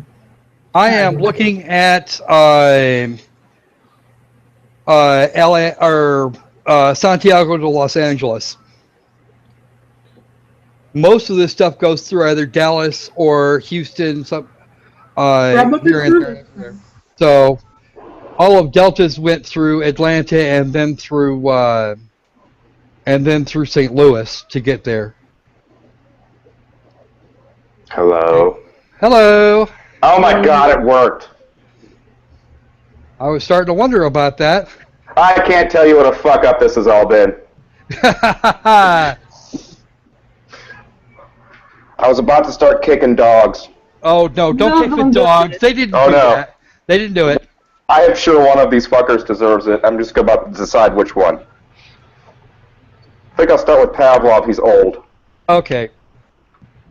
So anyway, we were just busting the Eric of Dubay on long haul experiment and other generic bullshit coming out of all the other generic bullshit that comes out of his face.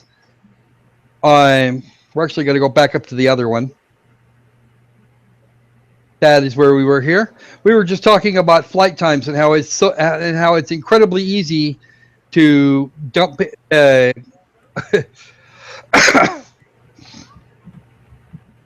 Bello says hurt you versus the hurt him, not the dogs. Over there in the chat. Let's see, where are we at here? We are at me checking to see who's actually left in the chat room. I think we managed to bore MMA really briefly.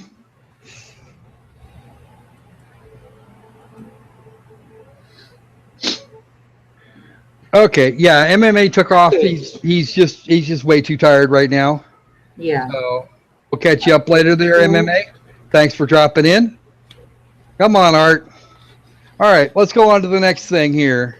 This is another Robotham quote because Where are you? What page because are you? he's absolutely addicted to this retard Robotham, who, despite having all the information in the world that the Earth was round, insisted that it was not.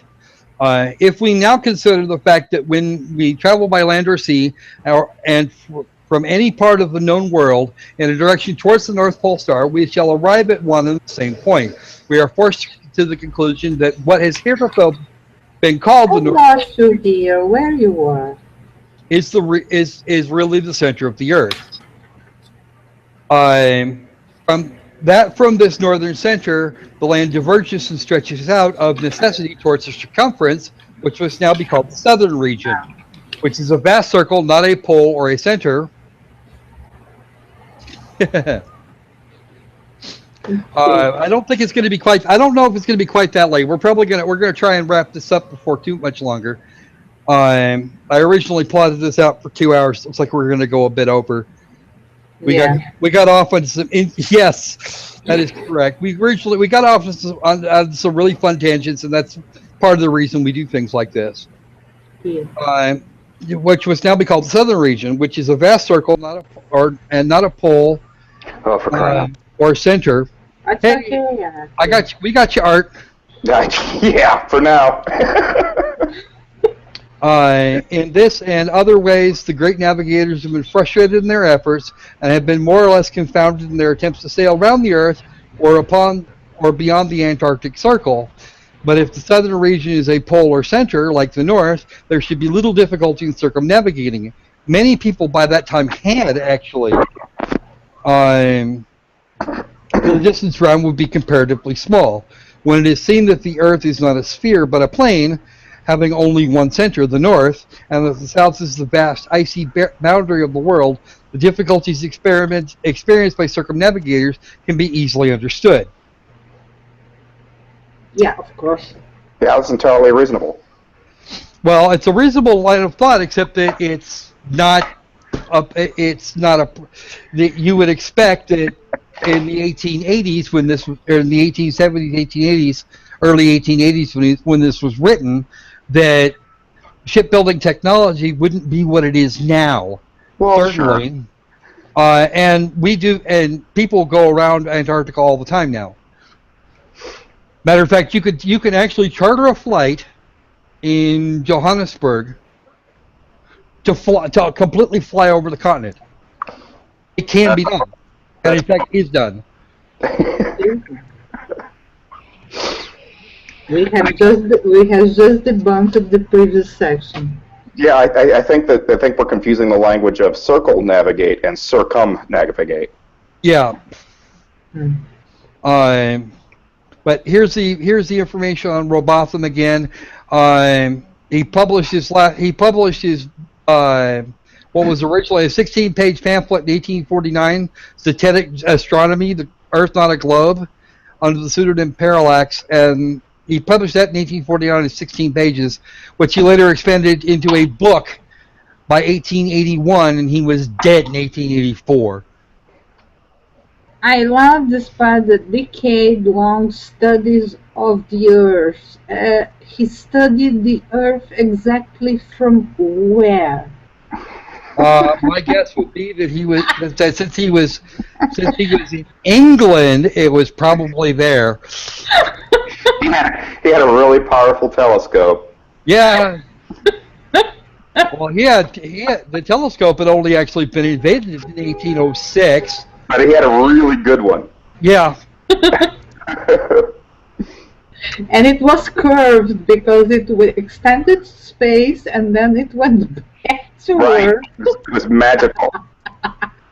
I read a meme today that said that I had a magical telescope that could pull ships back from over the edge of the Earth And I thought, my God, that's the answer. It has been solved. Of course, this is entirely dependent on how close to the firmament you are, because the refraction involved with the firmament itself and how the light hits your scope. Yeah. The Earth, he can. Now we have Eric continuing. If the Earth were truly a globe, then every line latitude south of the equator would have to measure gradually smaller and smaller. It does. And so the circumference farther south traveled. In other words, the circumference at 10 degrees south latitude would comprise a smaller circle than at the equator, 20 degrees south latitude, and so on. Yep. It does do this, except that there's a bulge right below the equator of about 26 kilometers diameter in the Earth's shape. Kind of hilarious like that. Mhm. If the Earth is an extended plane, then every line of latitude south of the equator should measure a gradually larger and larger circumference the farther south traveled. And then he goes on about the other thing, he almost repeats himself, except he uses the word greater than smaller. Actually, according to his theory, it would be exactly the opposite of what he's claiming. Yeah. Likewise, if the Earth were a globe, lines of longitude would bubble out at the equator while converging at both poles. No, they are, well, yeah, true, but that's not what that's... But then you see that in the differences in day cycle. Let's see. Whereas if the Earth is an extended plane, lines of longitude should simply expand straight outwards from the North Pole. So, which is actually the case. I'll tell you right now, it gets smaller as you go south and as you go north from the equator. No, if his theory of the were correct, it would be exactly the opposite. If you go south, the southern you go, the larger would be the Yeah, that's the claim he makes in the second half. He uses larger rather than smaller in the second half of that. I just didn't think that reading it again with the word larger replaced by the word smaller was going to do anybody any good. Okay, he takes it both. He wants it both ways. Well, some people do. And we already know that Australia is about 5,000 miles across. It's actually no wider than. Just in case he covered all bases. Okay. Exactly. But Australia, as far as I know, is about as far across as the distance from Los Angeles to Atlanta, if memory serves, because the flight times are approximately the same. I think I've actually made that argument in other places or on other videos. And yes, of course, you have. And yeah, I think we actually made it in a hangout a while back with a particular idiot. What's that? Or I did with Red and MMA and a few others. That sounds right. Okay. This is actually from the latest of the. This picture is obviously Hollywood. You can see the edge of the table. It's well assembled for the time frame it was taken in, but you're looking at a bunch of model skiers or some people that were taken at a slope, and then then the sheet there has been assembled in some way, shape, or fashion. Probably a bunch of little skiers, little army men type things, because we can't see a whole lot of detail in this. I can't actually see what you're posting. I'm just picturing the little mountain climber from the game on what is it? Oh hell, can't remember the game show now that has the mountain climber that's going up, and as you pick what the price of the thing is, and you see a single guy going up a mountainside. That's what I'm picturing in my head because I can't see the picture.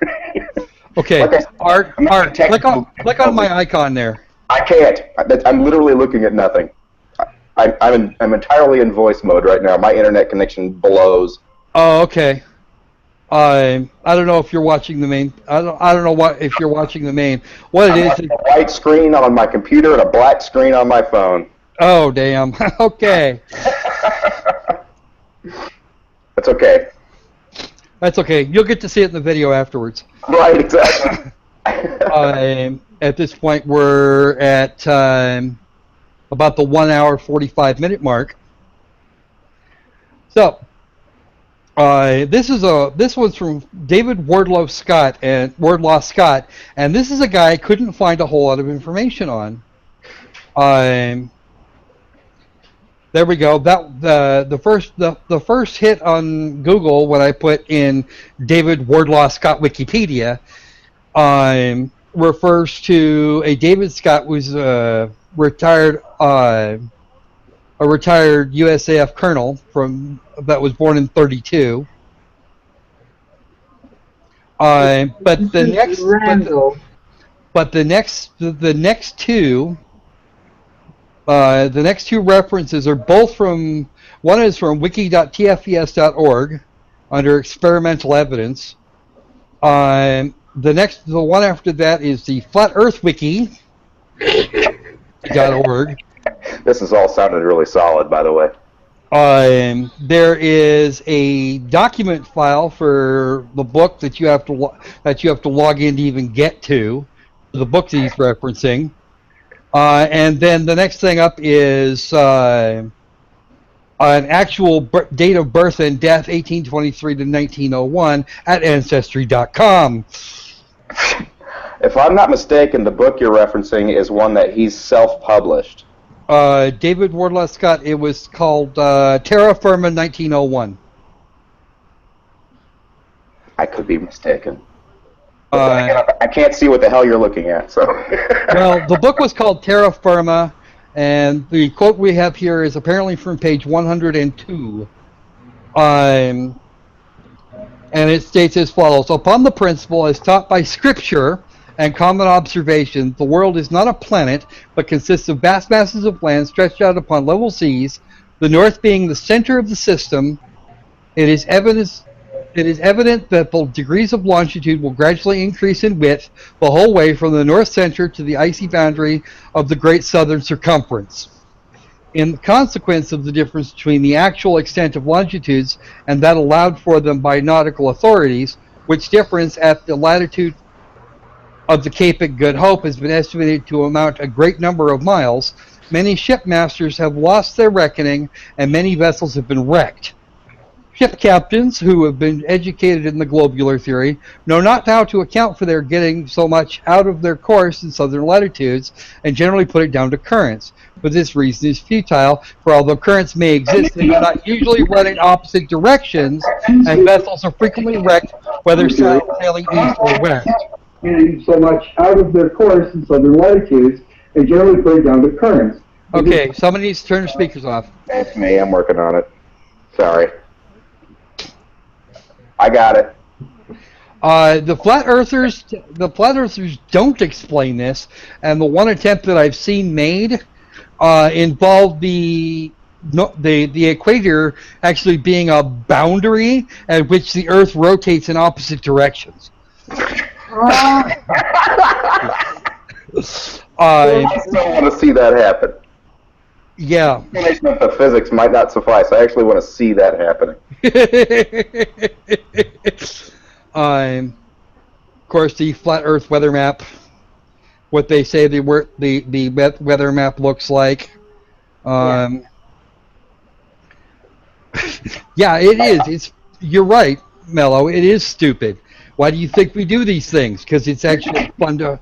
It's actually fun to give these people a hassle sometimes. Well, you would think weather would be so much easier to predict given that weather map. Well, and then the other thing that you have is this thing called the Coriolis effect. Okay, the Coriolis effect says that large bodies of water or large air masses, large sort of structures like that, will turn in one direction in the southern hemisphere and in a different direction in the north. Yeah, there it is. I think we can demonstrate with that with a frisbee in a bathtub. You now actually what you want to look for here. Let me show you. It should actually be typhoon. Let's see. There's always that thing in horror movies when there's that thing of witches that was explored in X-Files, that the water started turning the wrong side in the sink. Right. I think this guy watching this kind of thing in the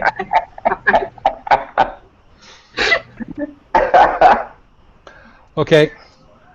Let's go to the Eastern Pacific. Okay. See that little dividing line? Southeast Pacific high seas. That's where tropical hurricanes go on. West towards the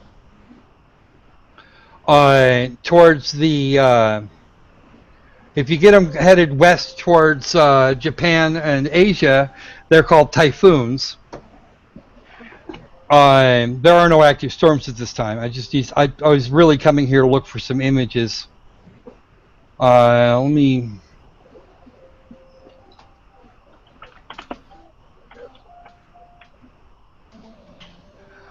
Okay. Okay. Okay. So now you see it going this way around, like so, over the eastern coast of Australia. Okay. Okay. He turns this way. our storms and our cold fronts turn clockwise. Right, and this is a clockwise turning storm. All over here. Now, let's get a hurricane.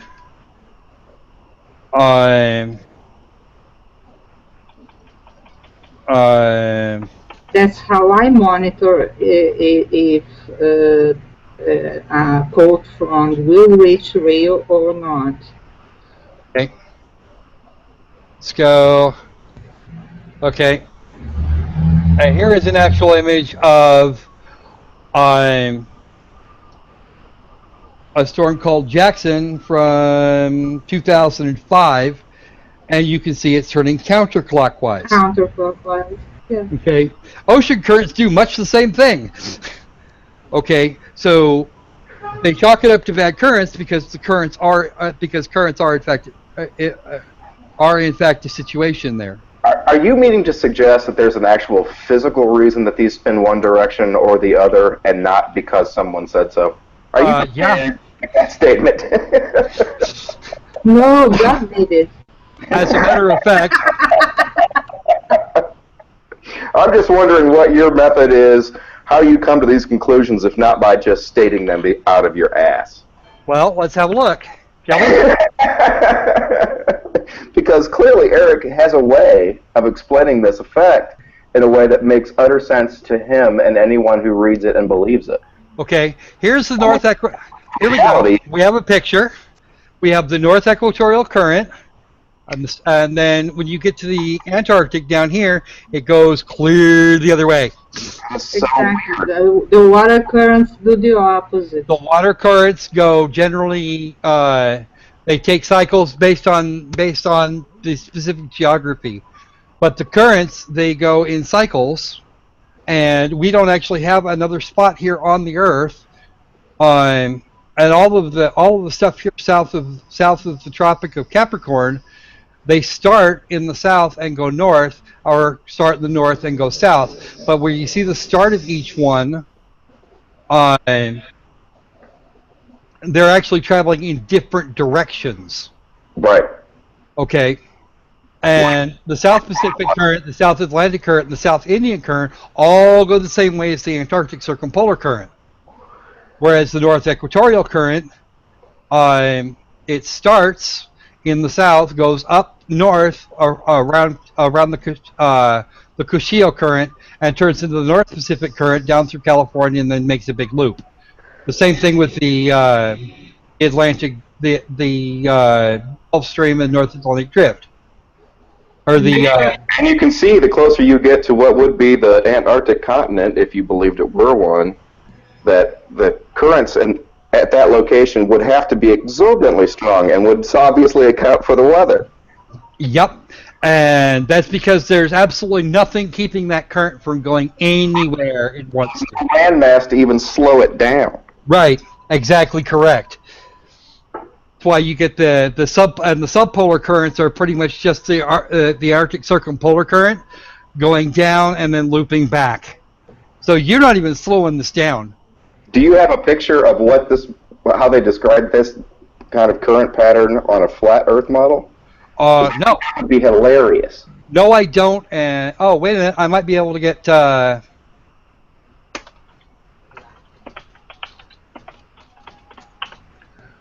Let's see how they talk about it on the flat Earth. Yeah, all you've got is their weather map here.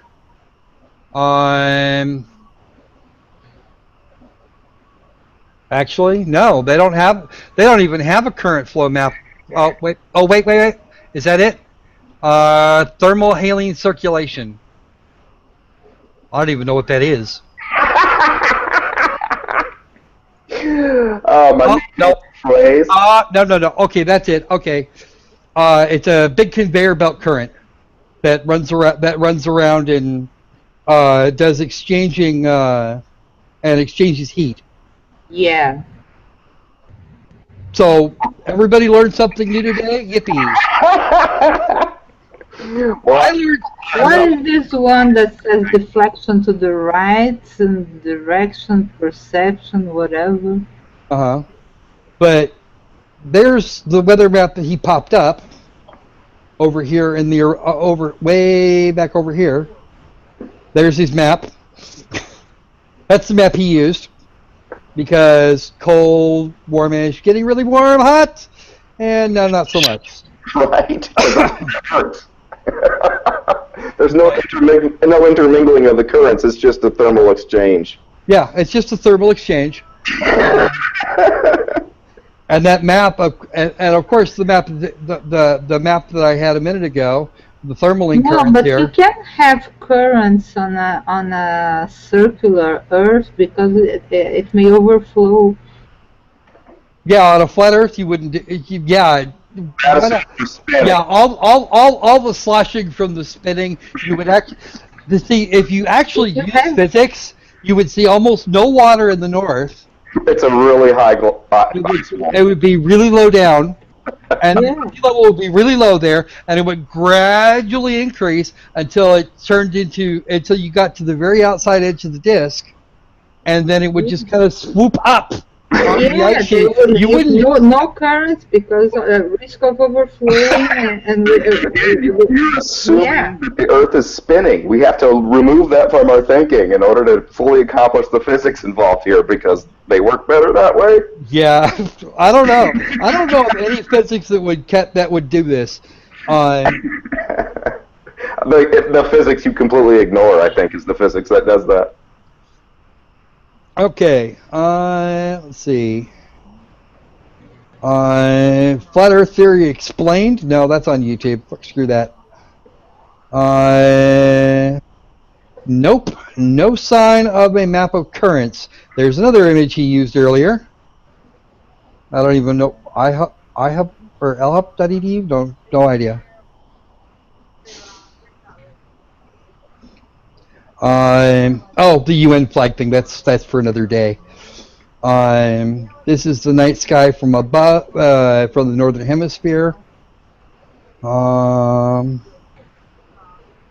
Summer, winter. Oh, here is the spread or the distance traveled by the sun.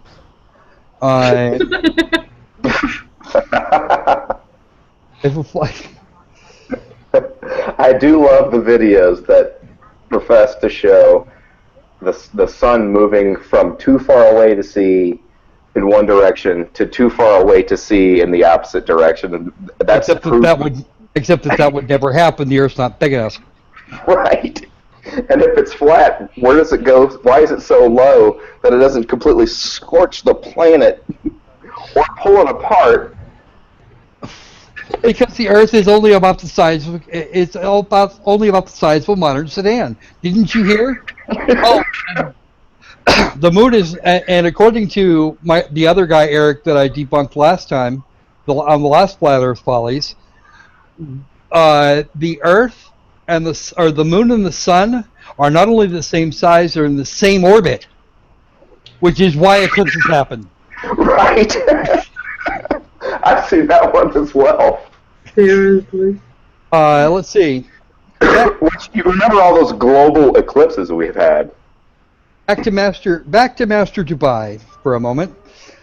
During Captain James Clark Ross's voyages around the Antarctic circumference, he often wrote in his journal how, in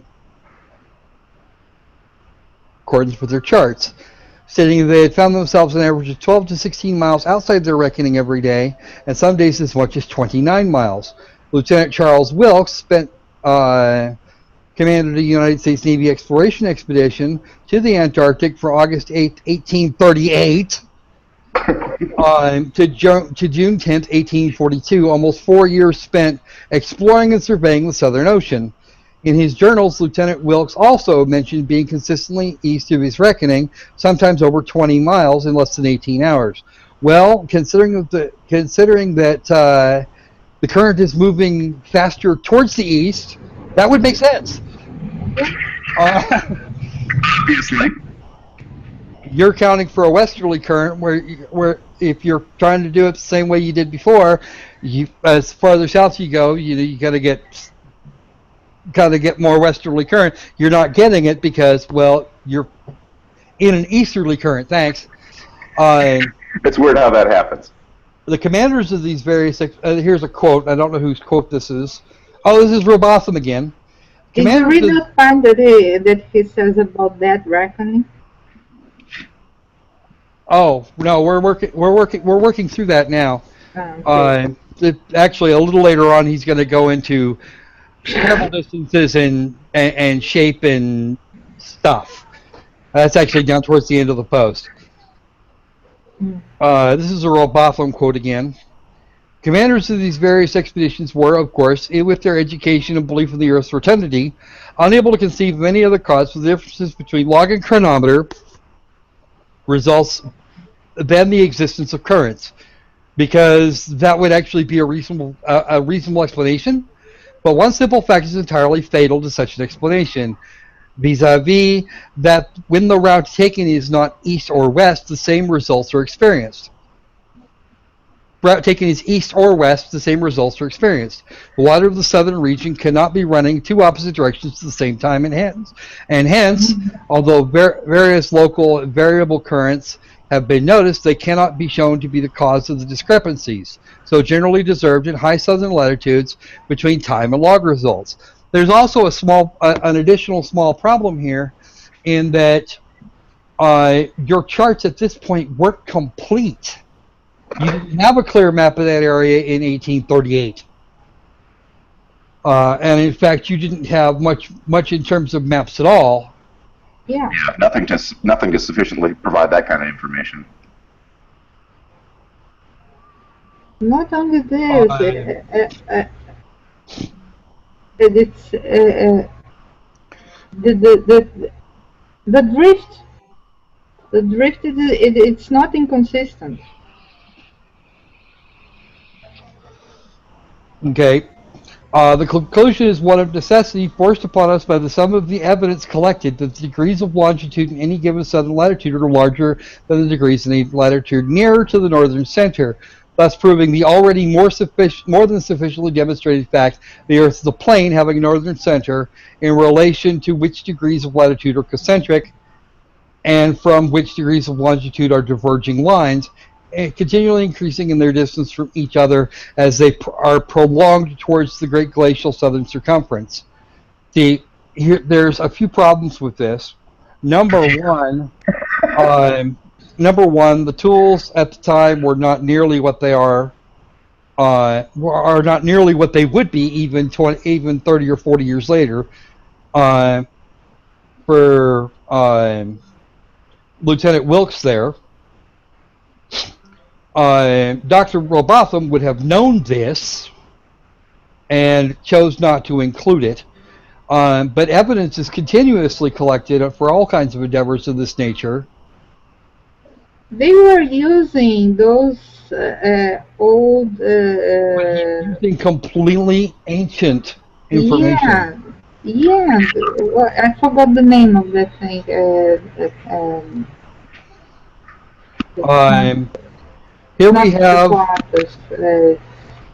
Here we have a whole bunch of course information that is probably going to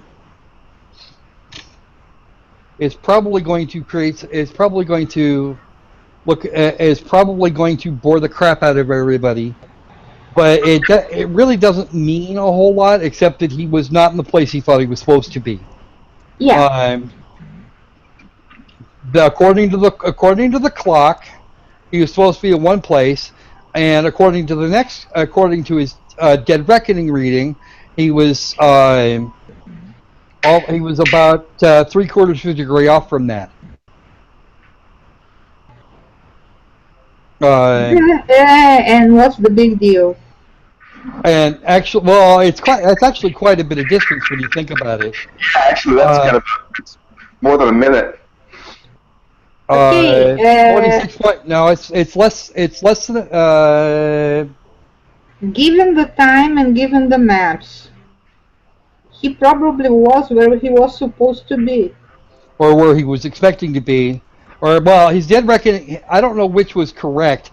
But at that time, his watches could have been off too. Yeah. Okay. And he does this. He does this February the 11th. There's one. And that's the thing about time zones and things that they didn't know lots about. Okay. But then you also have. Yeah, I'm inclined. I'm sorry, Kaiser. You're right. He never did actually achieve a doctorate. He was an inventor. But no, please, we have February the 11th, the 2nd of May, October the 14th. And October the 14th. So we have 3 days in what, 6 months? 8 months? And it looks like he had to do that twice that day. Where are you supposed to infrequently, but had to repeat it. And had to repeat it several times. But what you're looking at is just the sort of general craziness that would have gone on from chronometers that might be a little off, or, as is most likely the case, the way Kaiser went on here, it's maps, because longitude is actually described by how long it is between, or the difference in time between noon where you are and whatever time it is in your port of call. Usually it's set to Greenwich Mean Time, and that's how we do time zones now. Noon where I am would be 8 p.m. or 7 or 8 p.m. at GMT. But this is Weddell, and Weddell existed from 1787, and I don't know when, to September of the 9th of 1834. And he was out seal hunting. He was an adventurer. He was no scientist. Yeah, we're not talking. He was a sailor, a navigator, and an adventurer in general. And yeah, he actually sailed into the region that is currently known as the Weddell Sea, which is actually off the coast. Let's see. In the southern hemisphere, navigators to India have often fancied themselves east of the Cape when still west, and have been driven ashore on the African coast, which according to their reckoning lay behind them. Well, if you were paying attention, you probably would have noticed. This is from the Challenger in 1845. How came Her Majesty's ship Conqueror to be lost? How have so many other noble vessels, perfectly sound, perfectly manned, perfectly navigated, been wrecked in calm weather, not only in dark night or in a fog, but in bright daylight and sunshine? In the former case upon the coast, and the latter upon sunken rocks, from being out of reckoning under circumstances which until now have baffled every satisfactory explanation. Well, we actually know why. Really? We know why. We know why now. He didn't know because he never actually managed to make it out of fucking England. Yeah. The Reverend Thomas Milner, who is another sod I couldn't find anything on except copies, except his books for sale. But we can go back to Vasco da Gama. Okay, Vasco da Gama figured it out 200 years earlier. Yeah. But apparently these guys couldn't. It was actually a case of the current not being what they expected it to be. Yeah. And not great. And they simply were blown by those wild currents of the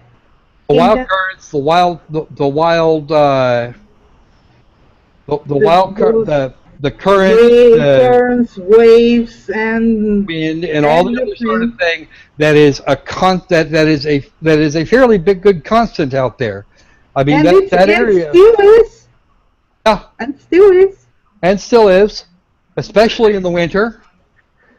I wonder how much of this was actually sailor politics, that the navies of the two countries at the time were really the force on the planet and treated each other as such. So I wonder how much of this was just gamesmanship to try to say, no, your interpretation is bullshit. This is the reality of it. Granted, that can't be accounted for all of it, but I wonder how much of that actually played into this obvious error. I would not be surprised if there was at least some of that going on. I mean, brinksmanship is brinksmanship. They will do that sort of shit, and even sailors today still do it, but just to a different degree. I have the science in the bag, except for these people. Well, the geocentrists are a different set of critters. They're annoying too, but just not in the same ways. Right. I actually have slightly more respect for them, I guess. Well, they at least have the right shape. Maybe that's all the credit I'm giving them. I have a lot of respect for the Amish, for instance, but that's not based on what they think. Yeah, or what they believe, or whatever. Anyway. Okay, the equatorial. Back to Eric talking again. The equatorial circumference of the supposed ball Earth, when he gives us a link here, which is hilarious, because it leads to where? His own blog! From back in 2014. Let's clap. Congratulations! One more click on his blog. Well, that's the same thing. Amazing shit. Yes. Grasp on Reality says there's slightly less reality deniers than geocentrists. This is entirely true. It's not a lot less, but it's enough less. Right. The equatorial circumference of the supposed ball Earth is said to be 24,900 statute, or 21,600 nautical miles. A nautical mile is the distance in the supposed curvature of the Earth from 1 minute of latitude to the next. A statute mile is the straight line distance between the two, not taking into account the Earth's alleged curvature. And there's another link here, which leads to, oh no! Yay! Yet again, he now cites himself from 2015.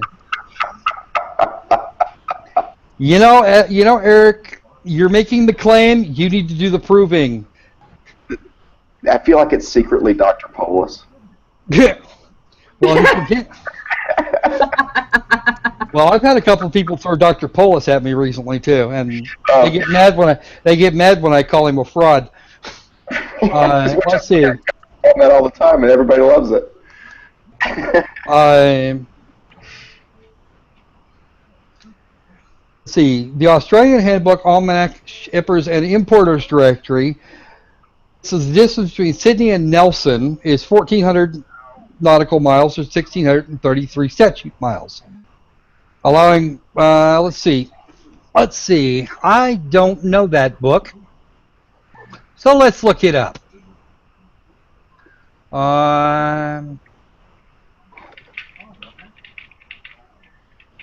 Let's see. Yeah, get that. Journal, magazine, view all editions and formats. Let's see. Date of edition, 1873. And they stopped printing it in 1880. A very reliable source. Yes. For 1873, I suppose it was. And himself. But he uses the present tense. The Australian Handbook, Almanac, Shippers, and Importers Directory states. It does. It still does.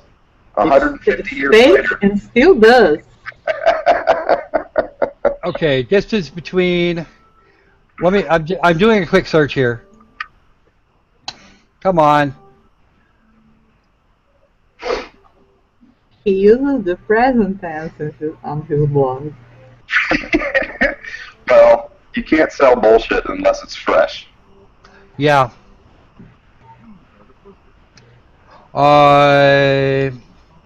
Let's see. And Sydney. Where do we have Sydney? Sydney's not even on this. Nelson is out here. That is Nelson in New Zealand. There is Sydney. Okay, I need to know the difference between those two places. Okay, that at least tells me where Nelson is, because I actually didn't know.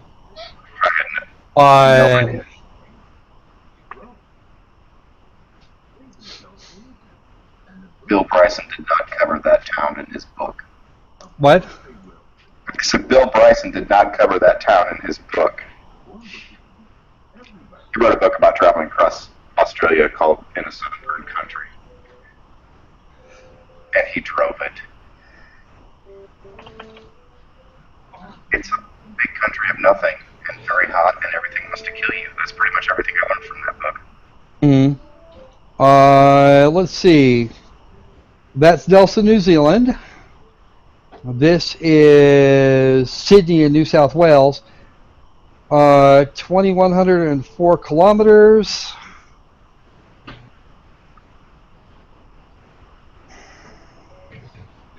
Oh, let me see. It's there. Trying to think of the exact math that works here. It's 1.6. It's 1.6 kilometers. What? 1,343 miles. 1,314 miles. So already, the almanac in question is not accurate. It's off by almost 100 nautical miles, or off by almost 100 miles. And let me see something here.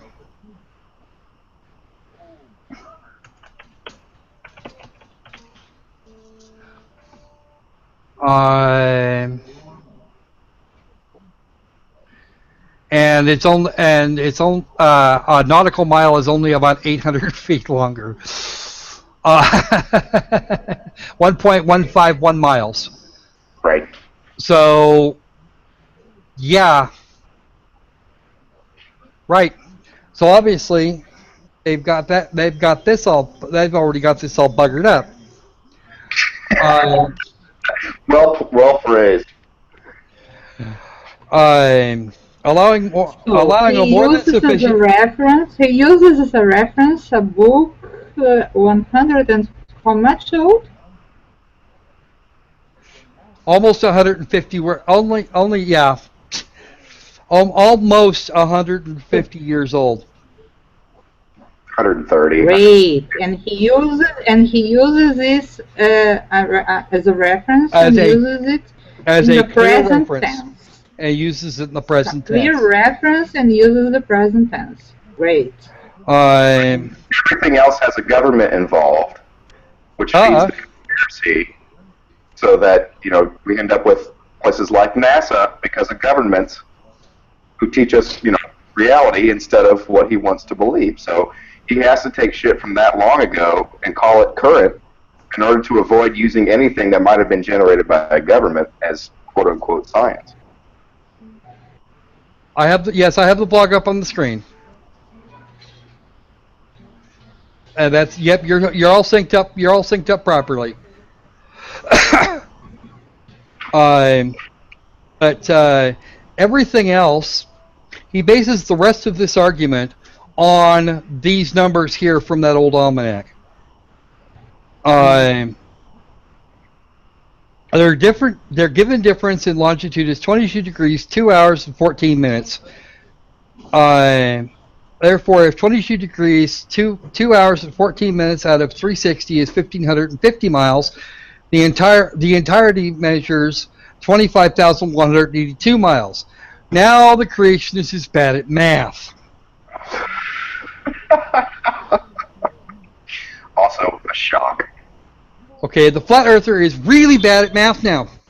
Yeah. Because he now says that the distance between Nelson and Sydney apparently is now 25,000 miles, which is actually larger than which is larger than the circumference of the Earth.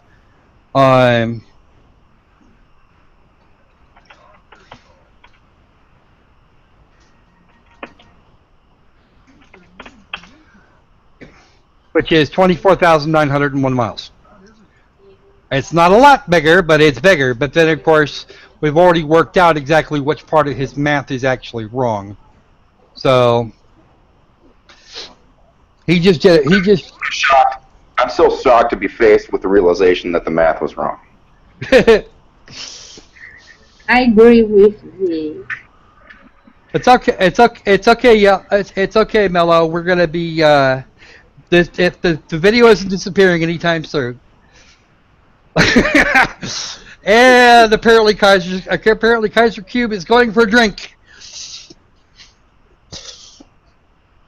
Horribly bad at math. And 4,262 miles greater than it would be at Sydney's southern latitude on a globe of said proportions. 1/360th part of 25,182 gives us 70 miles is the distance between each degree of longitude at Sydney's 34-degree latitude. On a globe 25,000 miles in equatorial circumference, however, degrees of longitude at 34 degrees would be only 58 miles. A full 12 miles per degree less than reality. This perfectly explains why Ross and other navigators in the deep south experience 12-plus mile daily discrepancies between their reckoning and reality. The farther south farther south traveled, the farther the divide. That's because he worded it all screwed up. Blame the tool. Well, yeah, I can blame the tool this time. Because damn, that's actually, believe it or not, I think you probably owe Tools an apology now, Artimus. That's entirely true. Tools everywhere are going to be breaking down my door now. Don't do that to me. That's why I live in a lair.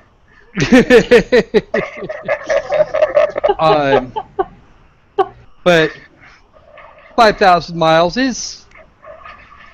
Actually, I'm not even sure where. See, here's the actual circumference, 24,901, which could round to 25 well enough. Sure. And his version is 25,182, which, if we're being honest, would round to the same number. Okay, if you're gonna make for rounding errors, then Both of those would round to the same damn number. Hello, Andrea. Nice to meet you. Welcome to the show.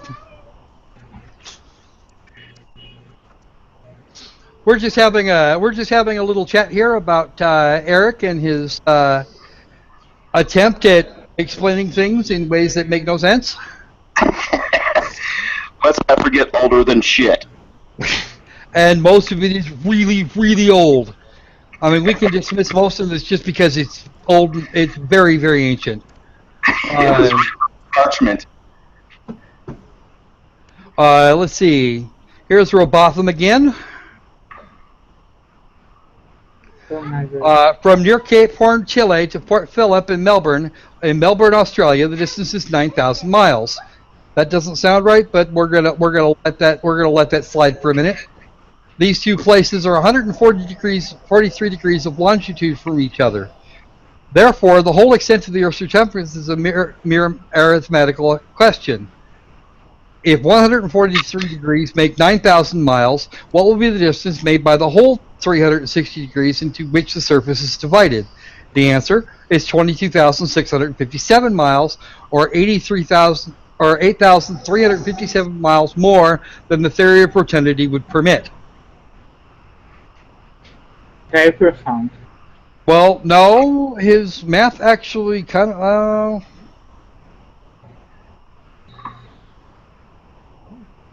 Yeah, his math doesn't work. That's not even close. No, that's why I said very profound. His numbers he's got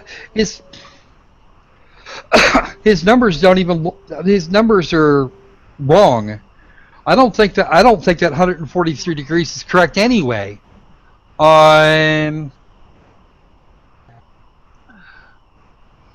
let's do this.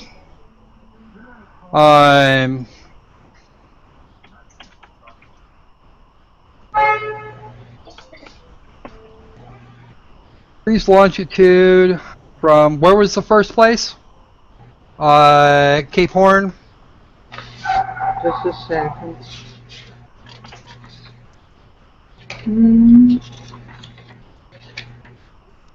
Cape Horn to where? Cape Horn to Melbourne. Melbourne.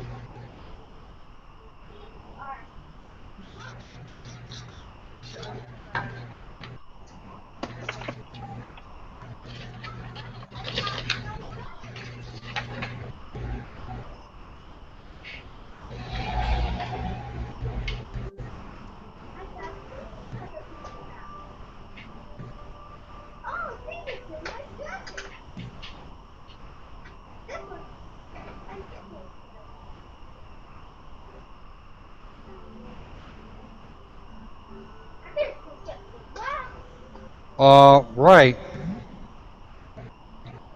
No, it was Cape Horn. Cape Horn. Yeah, I know. It's what I typed in, and it seems to think that I was working from Cape Town.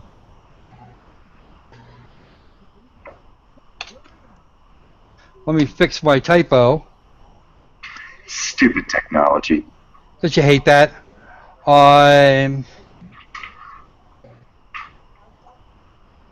I obviously know nothing of user errors, considering how long it took me to get on tonight. No, not at all. I'm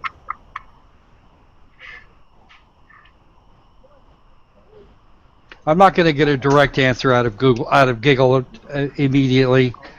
The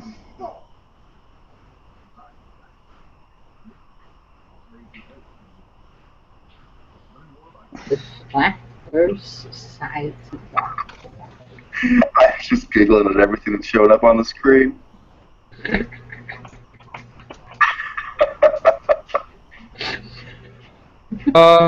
This is from Cape Horn to Port Phillip in Melbourne. Okay, 9,143 kilometers from Cape Horn to Melbourne, Victoria. It's 6,423 miles. Okay. Or 5,000 581 nautical miles. Right. So let's see. That's a third less somehow than their numbers, and I don't know if that's actually going to be. He claimed 9,000 miles. He made the claim of 9,000 miles. Yeah. He made a claim of 9,000 miles. Okay. He worked on the telescope. I need the action. But he didn't say if it's miles or nautical miles. Okay. Let's get. So we go with miles.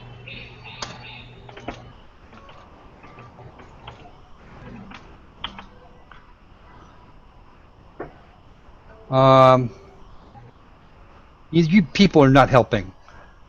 I make no claims to be otherwise. I'm not talking to you. I'm not talking to you. I'm talking to Giggle. Okay. I'm keeping up.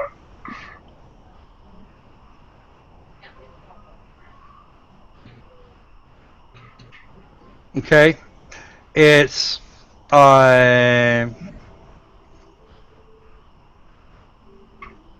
Cape Horn. Okay. 144 degrees. It's east 144 degrees. So let's see about the claim about the other side, because I know it's going to be less than that. I need, and let's zoom out here a bit, and let's see if it'll click you over here. Yeah, it's your homework. Let's do that right there. That should be close enough. Yeah, that's actually in Chile. And scroll down here a little bit. Oh, look, 71 degrees west. Huh. That's different. Okay. And that's because Australia's on the other side of the international date line. Okay. So, to figure out how far west you're talking about, see, actually the distance between here and here would not in fact be 143 degrees. It would be actually somewhat less than that, because going around the other way. So we add these two together. 144. That's 70. 71. That's 215 degrees total.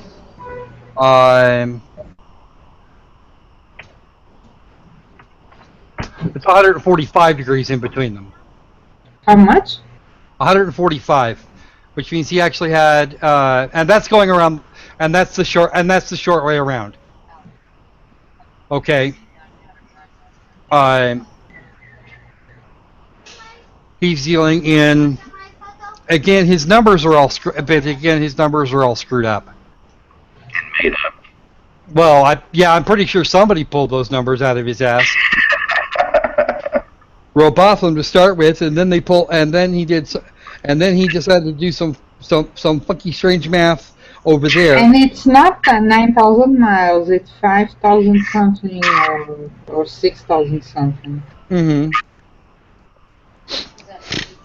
So, he goes back on to, it must be borne in mind, however, that the above distance or nautical measure, which reduced to statute miles, gives an actual distance from around the southern region at a given latitude to 26,433 statute miles, or nearly 1,500 miles more than the largest circumference ever assigned to the Earth's equator.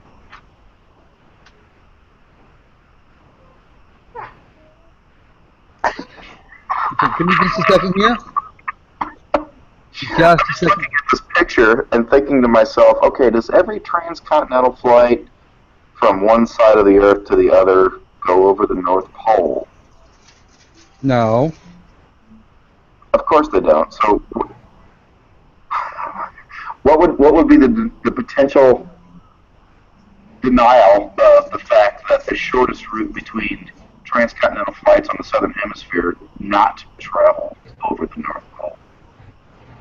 Or over the South Pole, for that matter. Oh, wait, that's right. He says that doesn't exist. Hang on just a second. I'll be right back. It just strikes me that that would be the cheapest route to fly, but I don't hear that being a particularly common flight.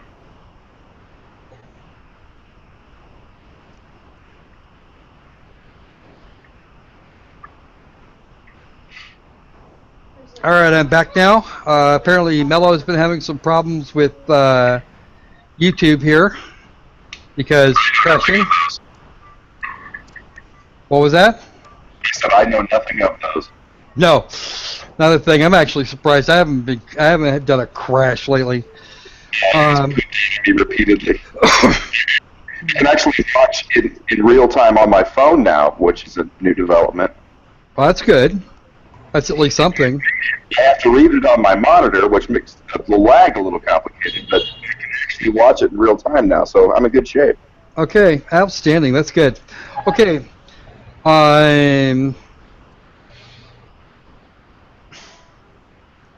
Similar calculations made from the Cape of Good Hope, South Africa to Melbourne, Australia, which is on the other side. At an average latitude of 35.5 degrees south, give an approximate figure of over 25,000 miles, which is again equal to or greater than the Earth's supposed greatest circumference to the equator. And that's because you don't cite which calculations you made. You don't say how you did that. You don't say any of this. We don't know where your calculations are, and you're going to jump into another Robotham quote here, following on from the first one. Calculations. What? I think we have a good idea of where his calculations came from.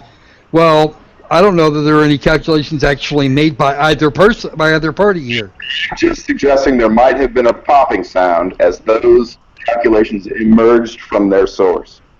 Right. Yeah. The above calculations are, as already stated, only proximate, but as liberal allowances have been made for the irregularities of route, etc., they are sufficiently accurate to prove. See, here he says, I just grabbed some numbers out of nowhere.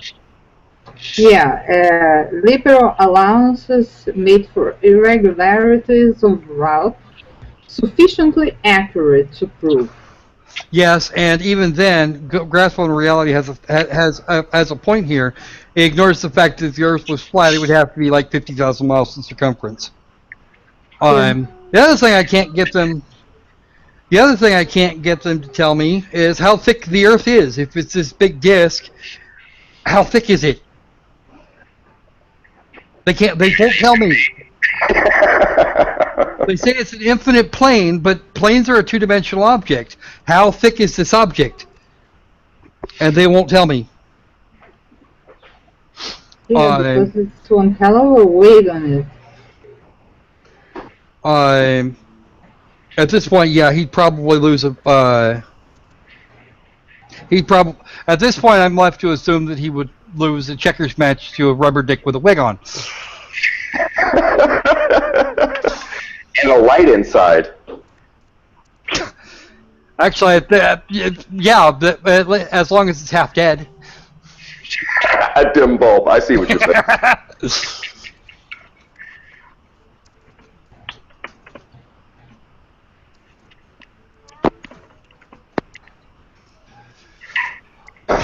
So anyway,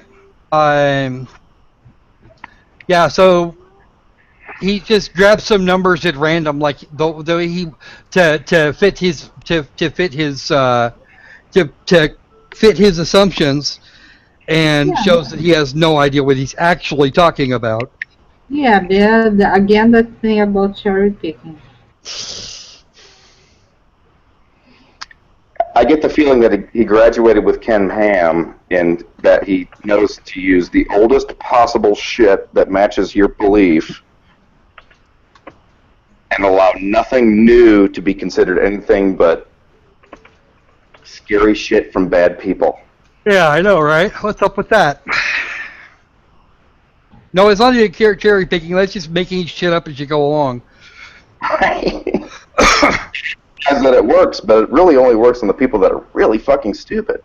Okay. Now he's going to wrap up with a William Carpenter quote out of a book, "Parallels of latitude only of all imaginary lines on the surface of the Earth are circles, which increase progressively from the northern center to the southern circumference. The mariner's course in the direction of any one of these concentric circles is his longitude, and the degrees of which increase to such an extent beyond the equator, going southwards, that hundreds of vessels have been wrecked because of the false idea created by the untruthfulness of the charts and the globular theory together, causing the sailor to be continually getting out of his reckoning. With a map of the Earth in its true form, all difficulties done away with, and ships may be conducted anywhere with perfect safety. This, then, is a very important practical proof that the Earth is not a globe. William Carpenter, 100 proofs that the Earth is not a globe." The only thing I found on Mr. let's see. Do we have any statistic of how many ships sink per year? They do it anyway. Well, merchant ships. How many ship disasters we have a year? Hell, how about that cruise liner that went down a couple years ago? Okay, it happens. The Great Lakes all the time. Yeah, and that's with modern GPS. You don't exactly know where the rocks are going to... You're not going to know 100% where the rocks are going to be. Your charts are never 100% accurate. Okay, and airplanes fall when there was that disaster of the... Okay, here's a better one for you. The guy you just quoted was a William Carpenter, was a flat earth theorist back in the 1800s. And in fact, this guy didn't even survive the 1800s. February 25th, 1830 to September, to my birthday in 1896. Oh, and his profession was, guess what? He was a printer. Shock. He was a printer and author, period. He was qualified to run a printing press. And a stenograph machine. Yeah, he was a stenographer as well. Yeah, but that's it. You know, we got lots of fun things here. He immigrated to the United States and continued. He eventually immigrated to the United States and died in Baltimore. So, you know, if you're going to cherry pick.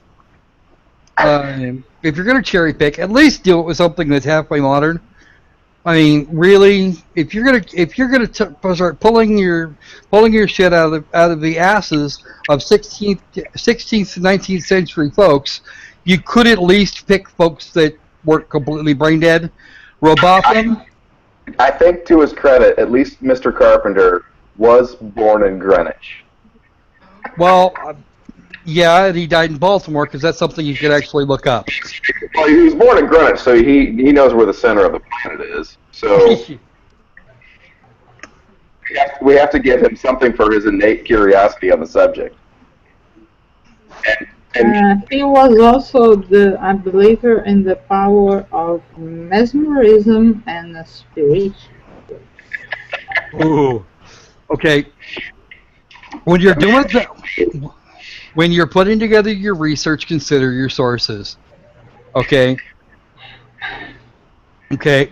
You're saying that we should just dismiss the man's obvious curiosity because he was born in Greenwich? No, I'm saying we should dismiss the guy. We should dismiss the man's curiosity because he's factually wrong. You're so damn picky.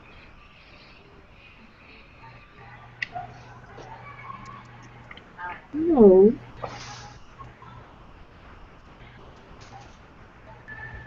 I think that the picky one was the guy who wrote the blog.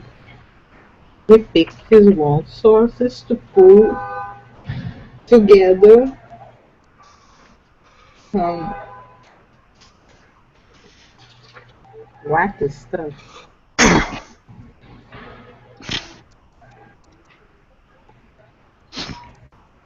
Okay, more often than not, wrecks are caused by somebody being somewhat negligent in some way, shape, or fashion. Your statement. Drunk or asleep at the switch, or whatever. Generally, that doesn't create a whole lot of disasters. But it's just kind of it's kind of a thing. Like I said, there's a lot of things that I had to go hunting for. There's a few things I couldn't find at all. He referenced himself not fewer than 4 times. In various parts of. You got to admit that's a beautiful thing to do for yourself. I know this subject so well that I'm going to use myself as a reference. Exactly. Yeah. Yes, I am the expert because I said so. Damn it. Exactly. Also made a noise when it came out of his ass. Here is the actual. This is preposterous. You have a link on your post that links to another post of yours. Yeah, there you go. Yeah, I'm going to reference one of my videos to provide evidence for one of my other videos. Yeah, That's not going to happen. This is fucking dishonest. It's a very laced. This here is the book on.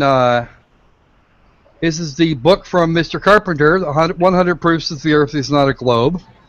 It is available for free on archive.org, and I will put a link in the description for you folks.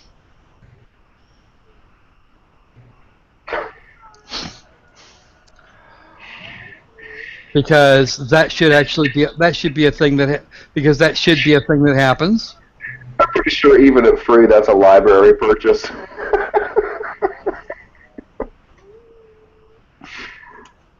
I love that looks like it's like a photograph of the book. It probably is. That is the most square, broken-binded book I have ever seen with such lovely pages. It may have actually been assembled. That's entirely fact. Well, it is written on parchment in all likelihood. Well, no, it's probably just really old acid-based paper. Yellow. It's yellow. That's yellow from being aged. There's Cook's Voyages again. Let's get that. Let's get that one in there so that people can look at that. Yes, right now I'm putting links in the description for some of the things we've been looking at. At least the things that you can't just look up on Wikipedia and go, yeah, right.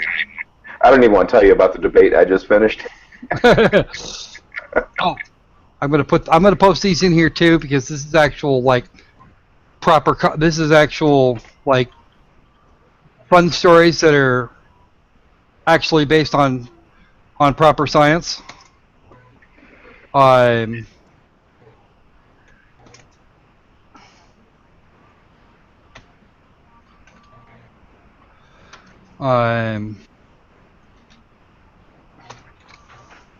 No, it's there. When my link finally kicked in the way things are supposed to be as well. I'm working. You were talking about with the little army men on the table. Yeah. This is a very sloppy work that he did to write so many words to say so much bullshit. Yeah. It's called a whole saying everything to say nothing. Exactly. Let's have a look at it. Let's have a look at this air age map of the world. And of course this actually shows the two hemispheres as seen vertically. But these are the this is kind of air travel maps. For example, this one here actually drives the wedge in something he said earlier, because here is a flight from New Zealand all the way into Panama. How about them apples?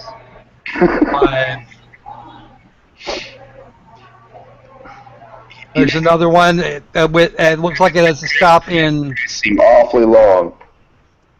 And that flight path there goes from Los Angeles to Hawaii and then down into New Zealand or over into Australia. And I don't even know how old this map is. Since 1903. So we don't know exactly when this map was produced. Or do we? No, no, the map is too small. This image is too small. I can't see the copyright dates. Be just my damn luck he did it intentionally. Well, like I said, damn school. It's also a Kent Hovind, like, just to make sure that you can't possibly look up what he has just referenced.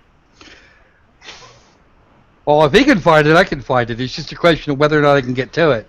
Well, he'll show you the information that's on the page. He just won't show it in a way that you can read it. Oh, well, that's not good. That doesn't work either. Jackass.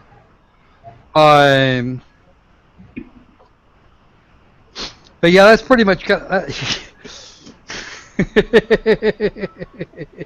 Yeah, Grass One, I do actually see. I do figure. That's what I was figuring. It's probably from the 50s or 60s. Yeah, it could be as old as World War II. I think it's a little bit post World War II. I don't think it's pre-war. I'm almost certain it's the not. age of commercial flight. I place it in the 50s.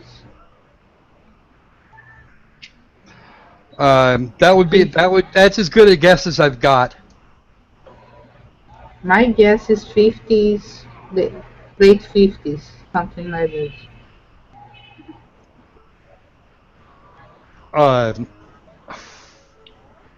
Let's see Because this. we left having to guess. Gleason's standard map of the world. That's strange.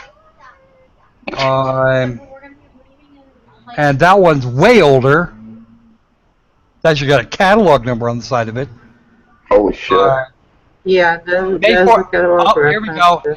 I do have a date on it. It's up in the upper right-hand corner. May the 10th, or yeah, May the 10th, or no, it's map 10/4/1842. And they have the area around. They have the area around. They actually have a lot of the coast. They actually have a lot of the coast mapped. It just doesn't look right because it's, well, not. I actually would love to have that poster. There's the flatter. I thought it was a better joke than that.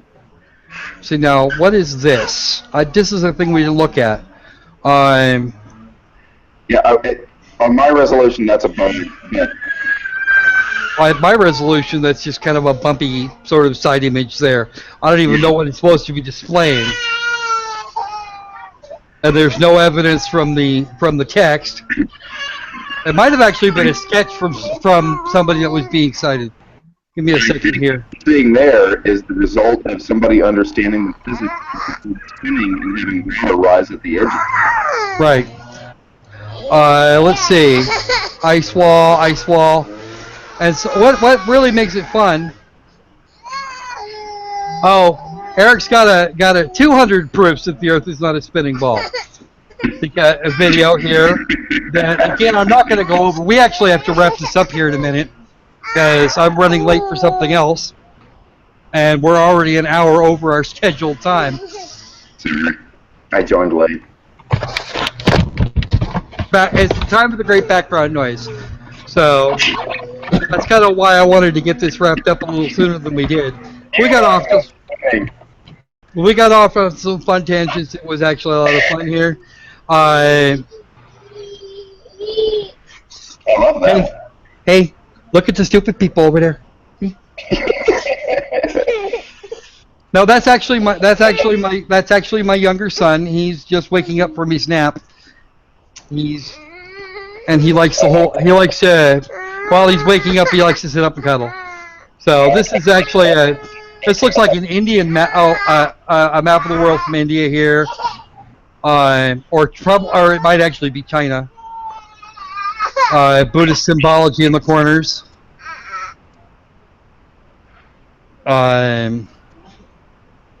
Cape Town to Sydney, all that sort of fun stuff. Oh, and here is the classic Hollywood image of the edge of the Earth.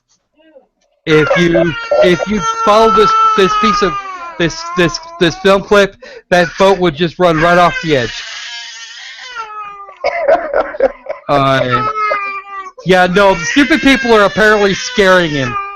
I love when they show that image as the edge of the Earth while countering it with the same exuberance that there's this huge ice wall that you cannot traverse and you can't fly over and you bounce off the firmament if you try. He came shooting right in here. Here's another one. Here's another image. It's of something. I can't tell. Oh, the sun is 27 miles across, and it circles in this. It orbits the North Pole like that, and then there's the moon over there.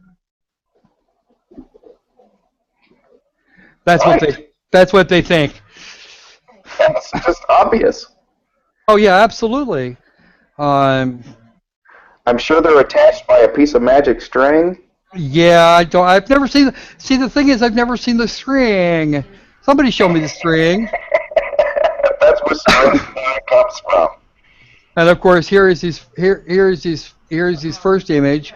This isn't happening, but he's got an image of a colony of penguins back there, and with the flat Earth superimposed. Actually, I don't. That might, yeah, no, I think that might actually be an artist's rendition. But you gotta love the majesty of the artwork there. It's actually quite nice. Assuming that there wasn't that crap over the top of it, it would be really good. But yeah, he's linked his own articles a few times. There were 3 of them. It says his subtitle is "Exposing the Global Conspiracy from Atlantis to Zion." I mean, what? I don't even know. We are actually going to be returning to this blog every so often because this is actually hilarious. Because there is a global conspiracy. Yeah, apparently. Well, you know, from Atlantis to Zion. See, the thing is, what they'll tell you is that NASA is a conspiracy responsible for all the evidence that that the Earth is not the center of the universe and that the Earth is not flat. Depending on whether you're talking to a geocentric hit or a flat terramite. And what it ultimately amounts to is that all the primary evidence of the Earth as a sphere was collected back in 200 BCE. So NASA has to have been around longer than that. Right, you have to. I want to know what happened to Atlantis. I don't know what happened to Atlantis. Near is, according to them. I want to know if will he answer me?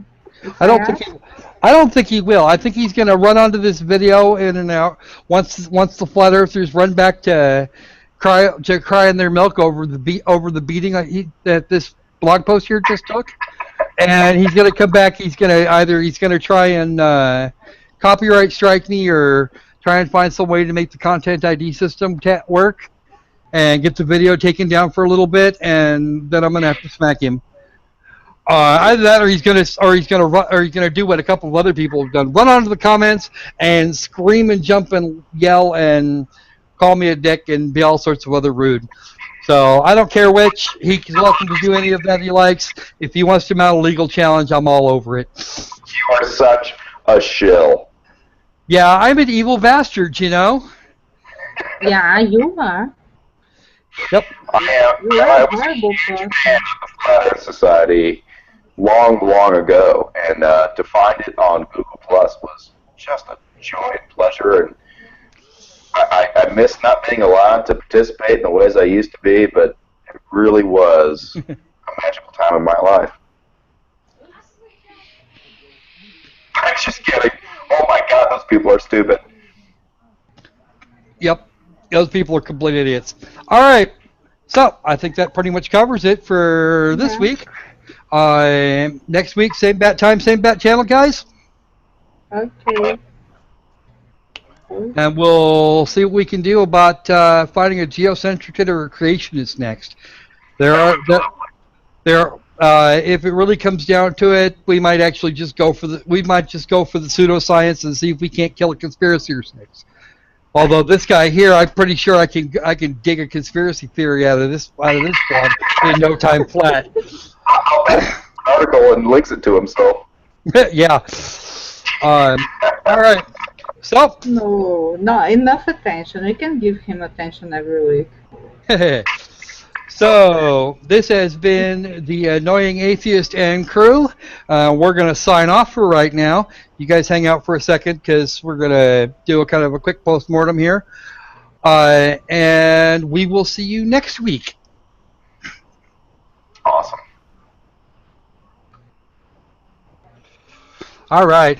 So I pushed the sub